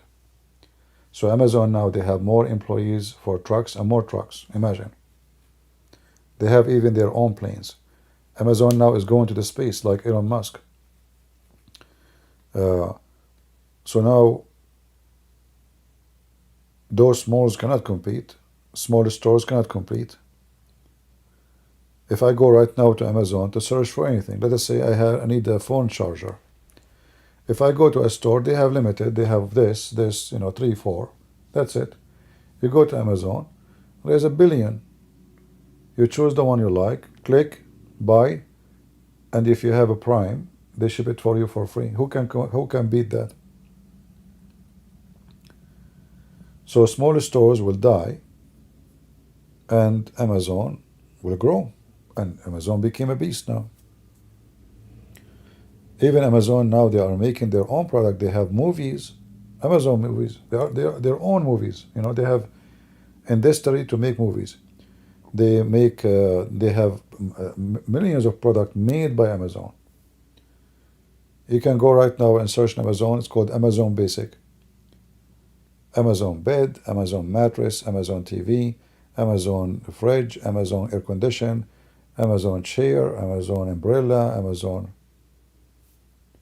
So all those businesses, small businesses who used to do those things, they are going to die. Big beast swallow everything. And do they have enough? No. The guy, he wanna go to the space.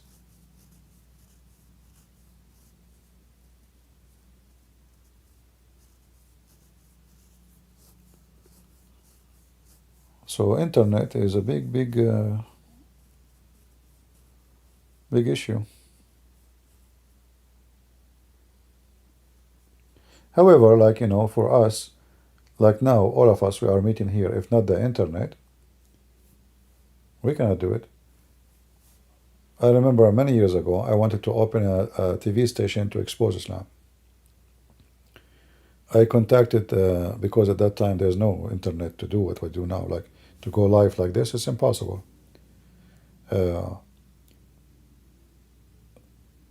If you want to go live like this, you have to pay for a video hosting company, and they charge you, imagine, by traffic. So I have to stop because I could not take it no more. It's so expensive. It's like now in YouTube, we are doing it for free.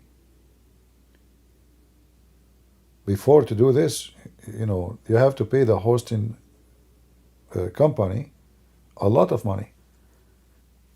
They have like a bracket, like 100 and more or 100 or less users. So I thought to open a satellite, like through satellite, a TV station to expose Islam. And then the prices is so crazy.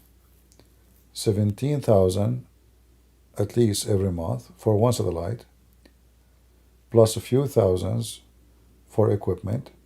Not a few actually, like 27, 28,000. Plus you have to pay for extreme high speed internet. Like TV software, all kind of crazy stuff. And what else I forgot? I mean, like every month you have to pay, like at least at that time, at least like 20, maybe 7,000 a month, just for one satellite.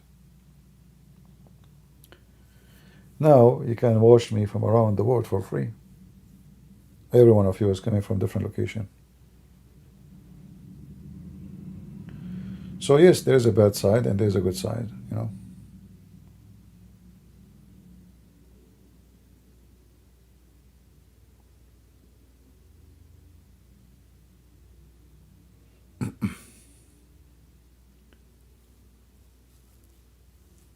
Yeah, and now, internet became a big business.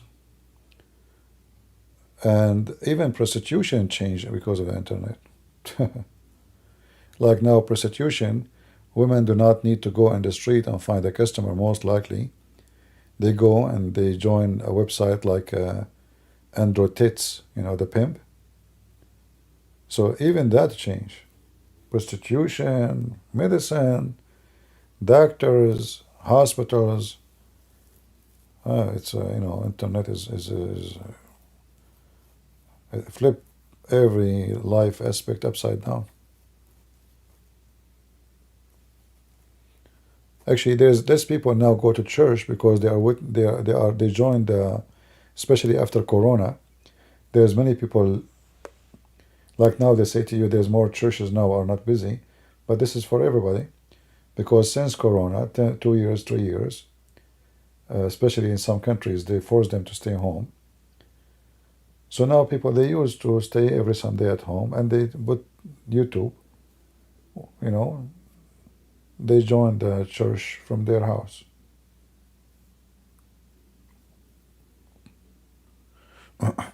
Like in the other day, there was a church service. I look, maybe there's like 100 people in the church. The church is big. But what get my attention to click in it to watch it, it was like 8,000 people watching. So, like, the first thing come to your head, how come there's 100 people in the church and there's 8,000 live watching? I find it like, it was really strange. That's why I click on it, actually. I said to myself, who is the one is talking to the point there's 8,000 watching? So I want to see who is the priest is talking, what he's talking about. So I click. It was just a normal service. There's nothing really special, you know. There's not even a priest making a speech or anything, you know. And there's 8,000 people are watching live. And yet, if you count those who are in church, I don't think even maybe 100, 120.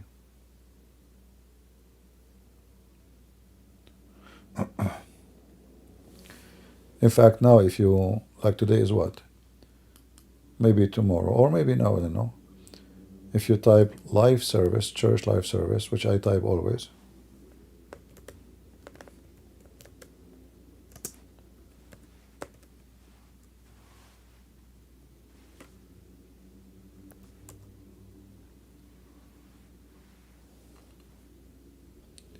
you will find many of them.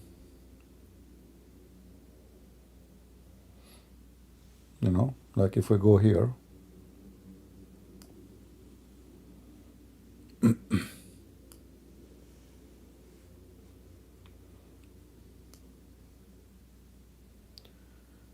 this one have 553 watching. I don't know how many people there are in the church. Look big. Maybe there's like, I don't know, a couple of thousands. Amazing fact. It doesn't show here how many. It looked like maybe India. The power of 70 Sabbath. Worship December. So for them, it's already December 9. You know, this is live. I don't know how many people they are there. But it looked like maybe they are from India. I'm not sure, you know. But the church looked big. Let us see if there is any more live. Live.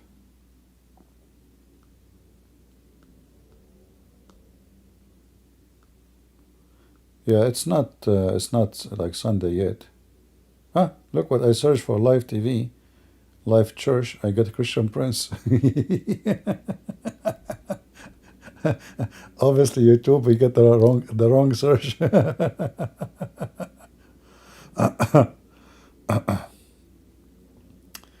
Yeah, obviously, actually, I don't know why YouTube is showing my videos. I should not show my videos. It should show what I search for. Weird.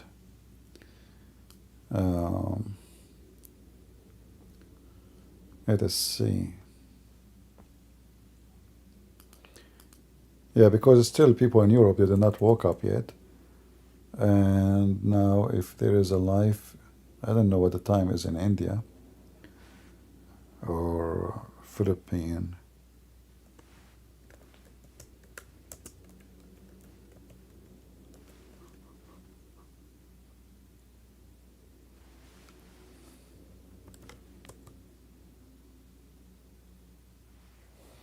Yeah.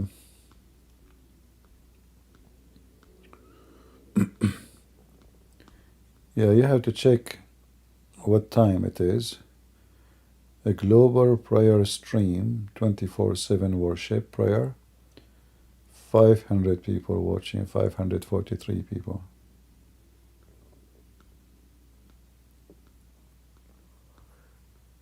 Yeah, so because of the internet, you know, like church online became more popular.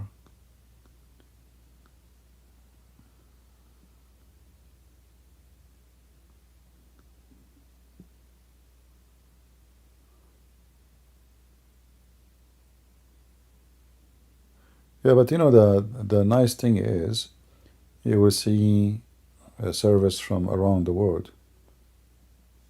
So obviously here, those brothers, they are from Africa, I'm not sure where. Uh,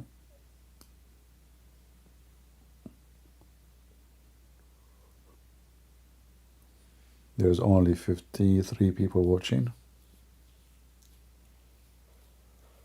Yeah, so it's interesting. You can see, people around the world.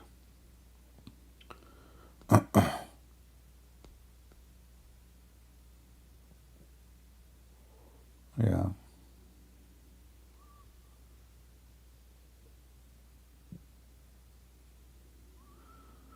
This video have 47 minutes ago. Nobody have a view for it. Sunday worship at BH Church. What is BH Church? Pastor Donnie Howell. I'm not sure where is that.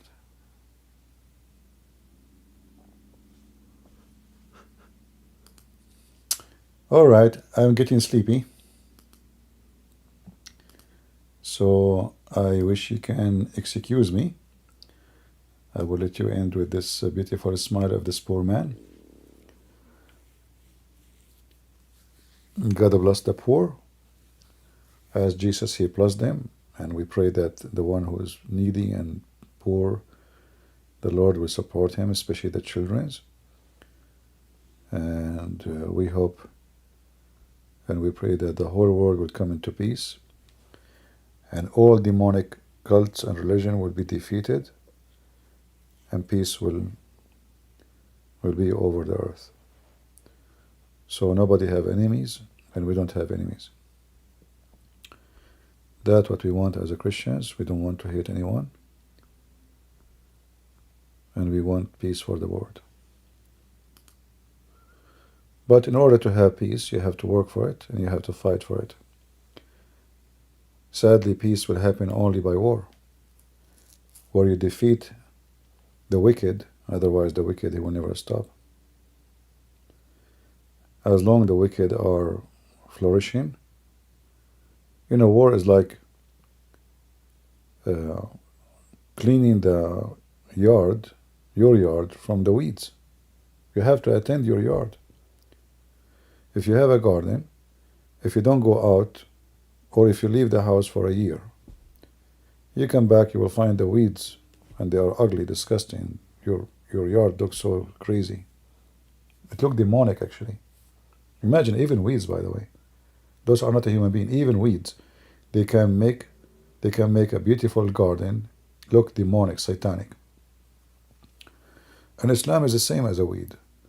So you have to attend your garden, and somebody have to put his hands in the dirt, and he will get hurt. His hand will bleed. There is needles. There is a thorn. Taking weeds is not an easy job. And they are stubborn. And the strange is, in this life, that if there is something fruitful, useful, you struggle to make it grow. Like if you want to grow tomato, it takes a lot of care. Cucumber, any kind of vegetables, fruits, need a lot of care. Weeds do not need care. Not only they grow massive, they take over. They destroy everything. And to take them off is even more ugly. However, it's worth it.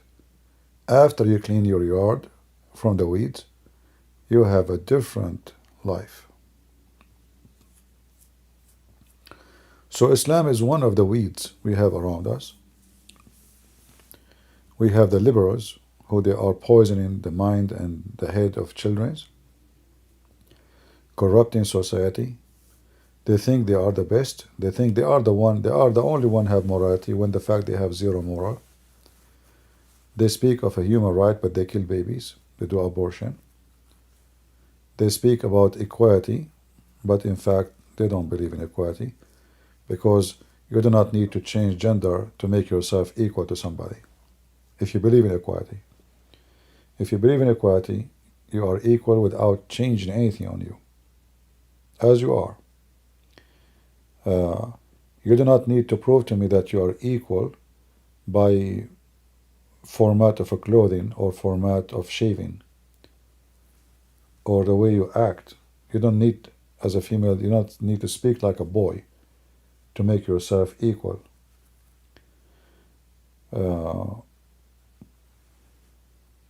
Weeds, drugs in the society, destroying children, killing young men. A lot of weeds. Prostitution, porn,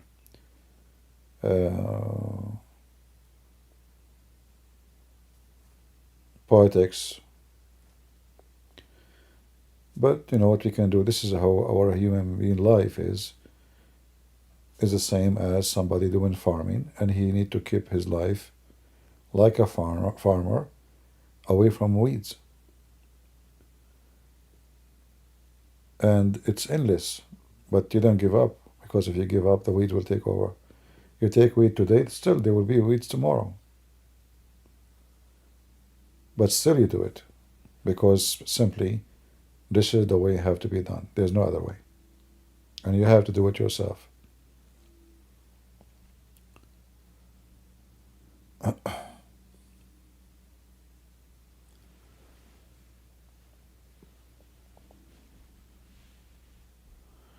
Even Snoop Dogg, see, this is the best example of society, Snoop Dogg.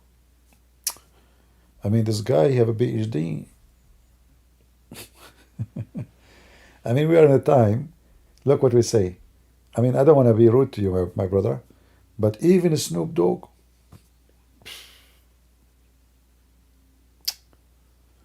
oh boy. Look who is our famous. By the way, the first time I heard his name, I said, why this guy putting him everywhere? And then I look at the name Snoop Dogg. This is a name? And what he is holding in his neck, and what is that? Why he's wearing those stuff? What's wrong, you know? Well, okay. I mean, and then the guy is a billionaire. I mean, Snoop Dogg, brother, Snoop Dogg. And what he do for a living? He like he created the software. He is an engineer. Who is this guy? Huh? Welcome to America. Even Snoop Dogg himself. That's too much. And you know, the funny is, I look at my life, spending my life studying, reading books. And then how, like, it's okay, just leave it.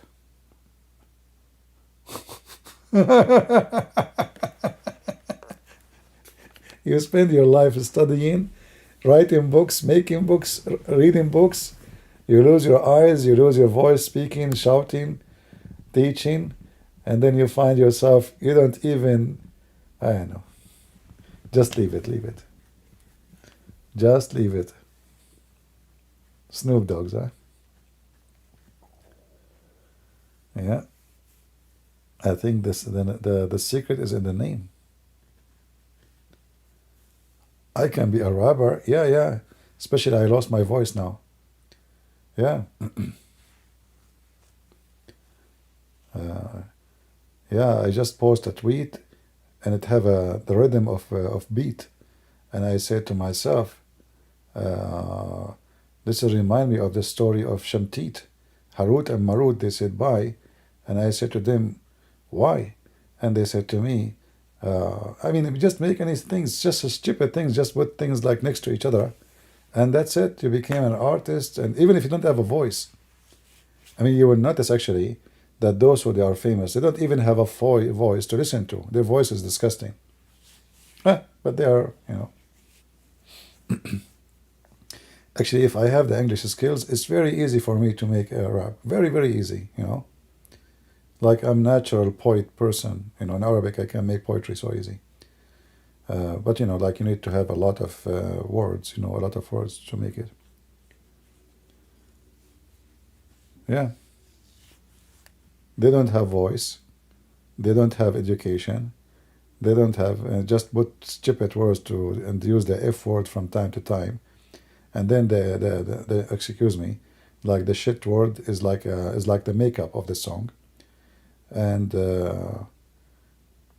actually, there's this monitor I bought. It have like a software in it where you can receive a lot of TV stations for free.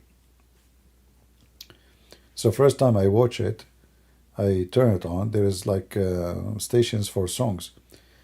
Can you find one song is not porn? I mean, why in the song there's a woman, she is wearing almost nothing, and they like you will find a guy, especially in some countries, like some countries, you will find one guy, and there's like 50, 60 women almost naked around him, shaking their ass and shaking their boobs. I mean, what does the song have to do with the background? Nothing. Why we need those? So, like you will find even the culture of singing and songs, like you watch songs in the old days, you will see how respectful, how nice, how beautiful the song is, the words. There is like, there's nobility, there's no bad words, there's no bad language, there's no F word. I mean, it's really like something we can listen to. Like if you ask ourselves today, who's going to listen to opera? Nobody. I mean, I don't mean opera, the stupid women. I'm saying opera like a symphony. Nobody. People will watch Snoopy Dog, I mean, who is your best? Like opera, like Beethoven or Snoopy Dogs? I mean, we have to be honest here. Snoopy Dogs will win, Yeah.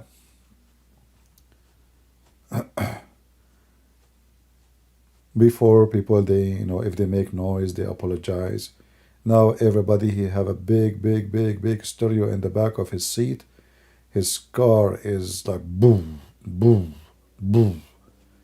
They drive, you feel like your house is shaking, your windows are shaking. And then you ask yourself, like, can this guy listen to music without making the whole city hear it? No, he cannot. Because those people have no education. Life for them is different. The way they see it is different. Fun is different. His fun is, it does not, who don't care about the rest? How many people he wake up, how many child, how many people he bother, and even how he might have accident with such a noise. Yeah, boof, boof, Yeah.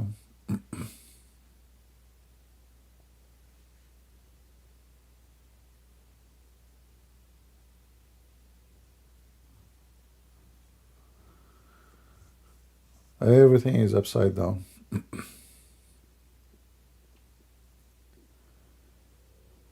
Yeah. That's why actually I like to watch old movies if I want to watch, because there's more dignity. Like, if you watch an old cowboy movie, you will see that the whole movie direction is against what? Against the bad guy. There's a nice message in the movie. Now you watch the movie, the good guy is a thief. The bad guy, the stupid guy is the police. And the thieves is the one who get away with their crimes. This is what the movie is about. I saw a commercial for Disney. It's a cartoon. So one kid, he says, do you want to go and get the gift, something like, from Santa Claus? They said, yes. He said, let us rob Santa Claus. So they want to imagine they are teaching kids the word rob. Let us rob Santa Claus. I'm sure you know what movie I'm talking about. I don't know. I don't remember the name. But they are playing advertising for it for Disneyland.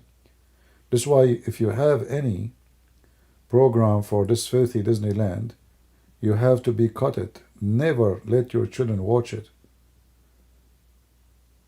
It is very evil. And there's many videos about them. They are talking about how they are planning to make kids become homosexual, transgender, change their, So they are in purpose doing it. Let us rob Santa Claus. When we were kids, we wait for Santa Claus. We were excited. We love Santa Claus. Now the kids, they want to rob.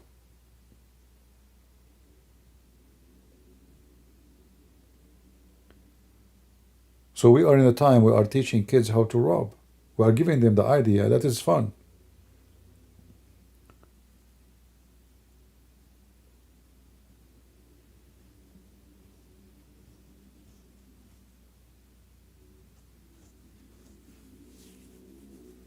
Yeah, they are evil, and they get into the society, and people, they start liking them with the idea of being cute and Mickey Mouse and those toys, and people, they take their kids.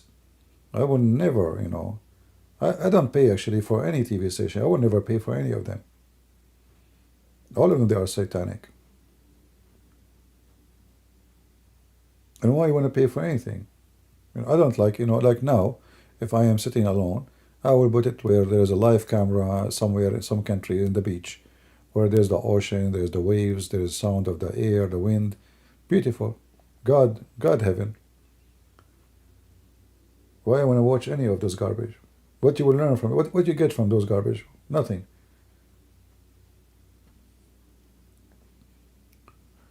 And most of those famous actors, they are really like, let us say, they are overused because they are famous. So they want to make a movie, and they find that maybe there's once upon the time there was one movie, like it was successful, but the rest is garbage.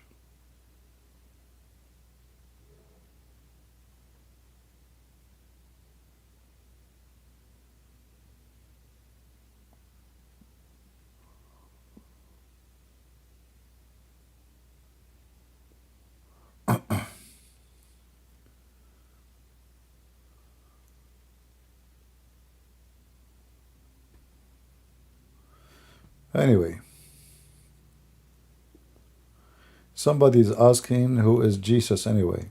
I don't know. If you check at the date, you will not find out who is Jesus. So you stupid idiot. You get your salary by the date of Jesus. Your calendar, your watch, your new year, your last year, your birth is by Jesus' date. And you are asking, who is Jesus anyway? Obviously, it's you who is important in this earth, to the point we used your calendar. Like this guy is like, who is Jesus anyway? Like, who is that? Who is he? He's nobody.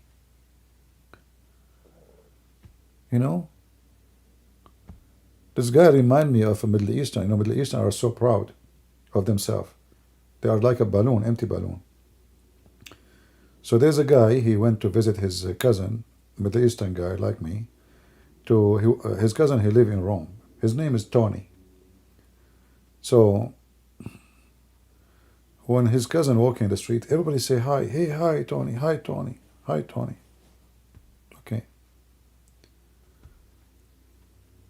And then he said to him, he said, wow, everybody know you. I said, yeah, sure. What are you talking about? Everybody know me. I'm very famous.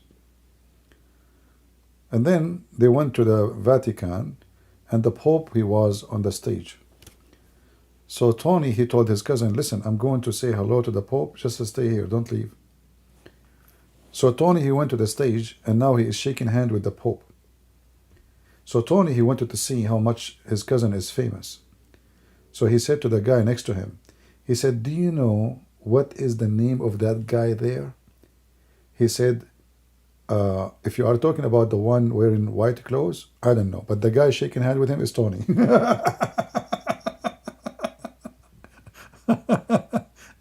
The guy do not know the Pope, but he know Tony. So this is how some silly, stupid people are. Like, who is Jesus anyway? Like, who is he? He never heard of Jesus, Did you hear of Jesus before? No. Potato. And wait until you die, and then you will become like a rat crying for help. Oh God, I'm dying now. All of those who curse Jesus, make fun of him, before they die, they switch, but it's going to be too late.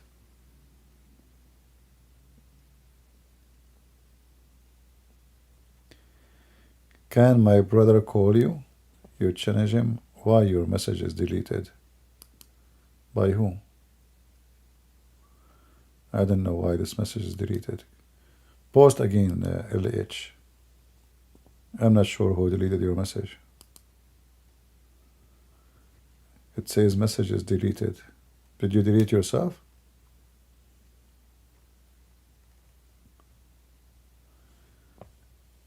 Well, I am really, my voice is tired. I'm supposed to go.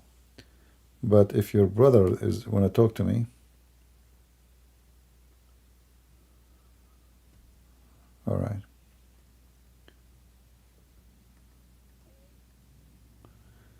I can talk to him maybe for 15, 20 minutes.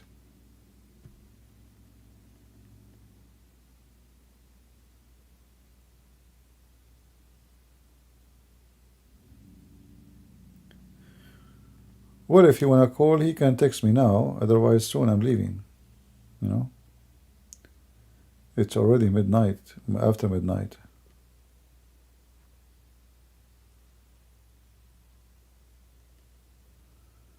And my voice is getting tired. What about maybe tomorrow, if I go live tomorrow or the day after? Or let him do it now. Let's see. I can, extend for some time. Let him text me right now.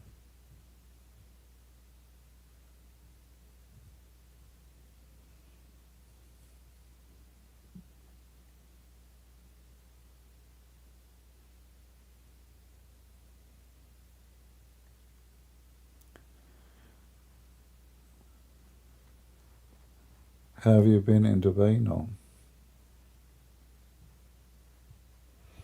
I don't think there's anything to see in this kind of, in Dubai. Just building, they have wealth. And let us say nice street, nice fake fountains, nice. But what I know, the weather there is very horrible. And the country is not really where I prefer to be.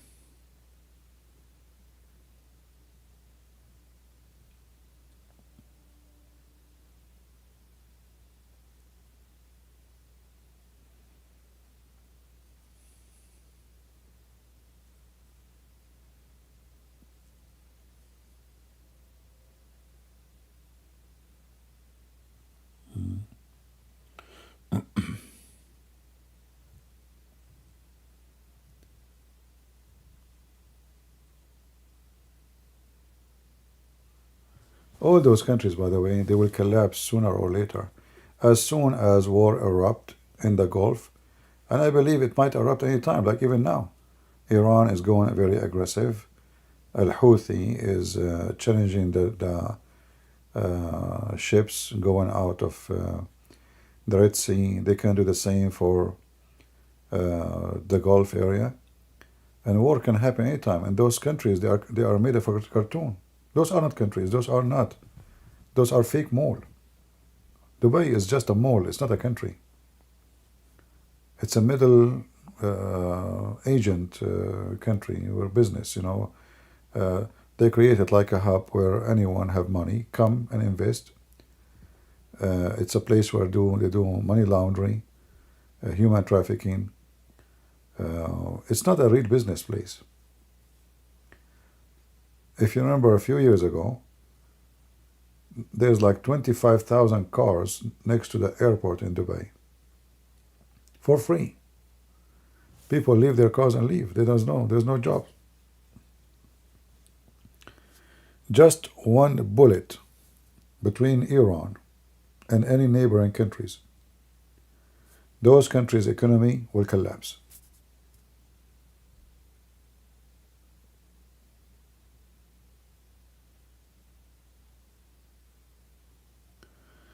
Did you see Harvard, MT, and Penn State saying calls for genocide?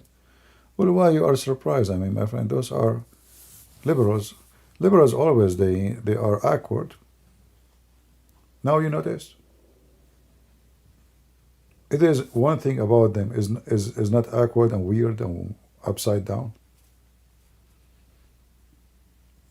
Why you are surprised? Those people, they hate their own country. They hate American flag. They burn American flag. Why do they want to burn the Jews? I mean, they burn their own country. And those are not druggy, hippies, mentally ill.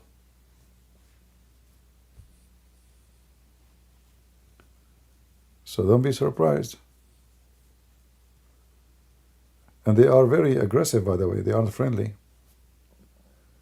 This is why we as a Christian, we should arm ourselves, because time will come and maybe the government will side with them and you need to protect yourself.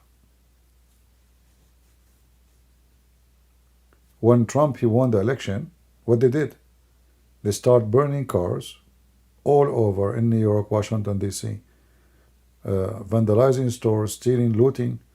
What election have to do with the store of iPhone? They are gangs. They are not, they claim that they are for peace in Gaza, right? But they are the most violent. And we as a Christians, we love peace, but we will not let anyone burn our churches. I will not allow anyone to get close to my house. And we as a Christians, we are very well armed. Don't mess with us.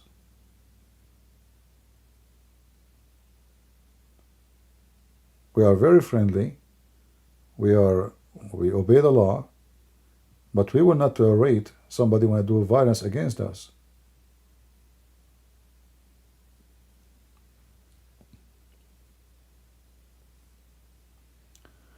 There is nothing is called far right. I don't know what far right is.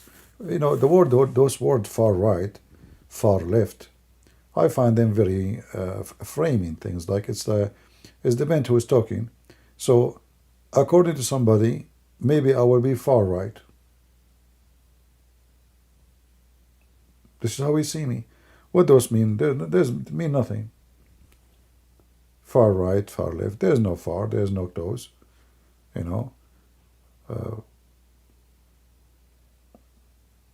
All left, they share the same ideas.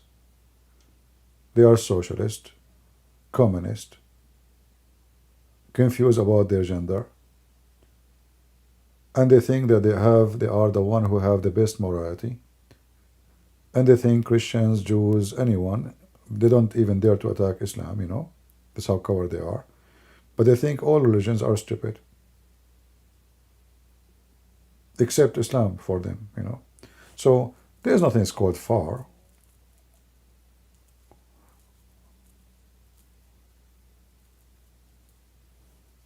It's just like, they say Islamophobe. Well, you speak the truth about Islam, they frame you, they call you Islamophobe. But is Islam a terrorism? Yes. Do Muslims do beheading people? So where is the phobia? Do the government have a checkpoint every airport and they take off your shoes, check your baggage and your luggage, your pocket, they scan you, even they scan your body to be sure there's nothing inside you? All of this because of Islam. And then if you speak against Islam, they call you Islamophobia. So those titles are not real. You have to examine every individual, see what he believes. And if it's a group, well, if they are a party, then the party have, let us say, their own constitution. You check it out and you can decide where they stand. But far right, for far left, for me it doesn't count. Left is left, right is right. And if you are a person who is hateful, you are not right, and you are not far right. Like, I don't hate Muslims. I hate what Islam do. I stand against Islam. So if it happened that there is somebody is a Muslim, he's a terrorist, I have no choice but to fight the terrorist. Otherwise, I'm not interested to hurt any Muslim. Same for anyone else. But if you are a person who believe in killing others just because they are different, like what the Muslims do, that is fascism, and that is, even Hitler is better than them. But I cannot call them far right. I call it Islam. This is what Islam is about.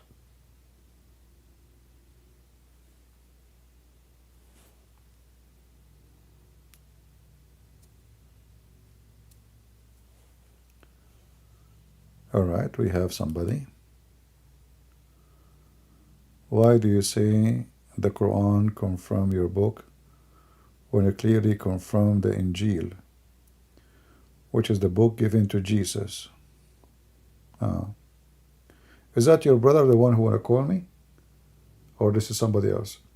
My friend, I mean, I find what you just said is the most, I don't want to be rude for you, but the Injil is the name of the book which is written by John.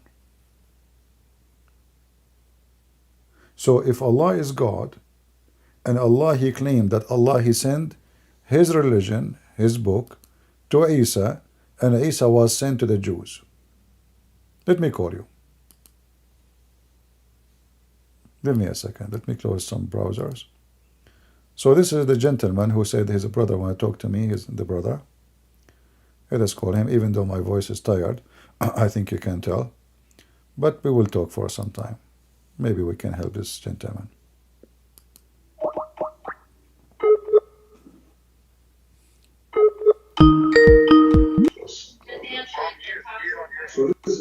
Hello? Can you mute YouTube, please? I gotta turn this down. Can you mute YouTube? Mom, mute the TV. Mute the TV.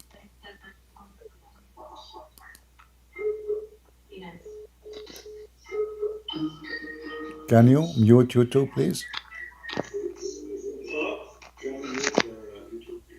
Okay.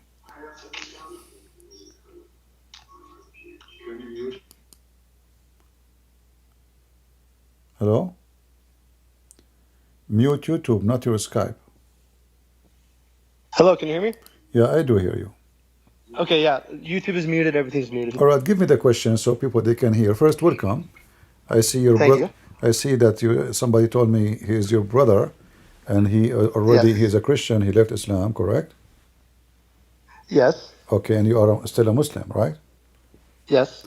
Welcome, my friend. Let me welcome you, and I appreciate you to call me. Go ahead. What do you want to say to me?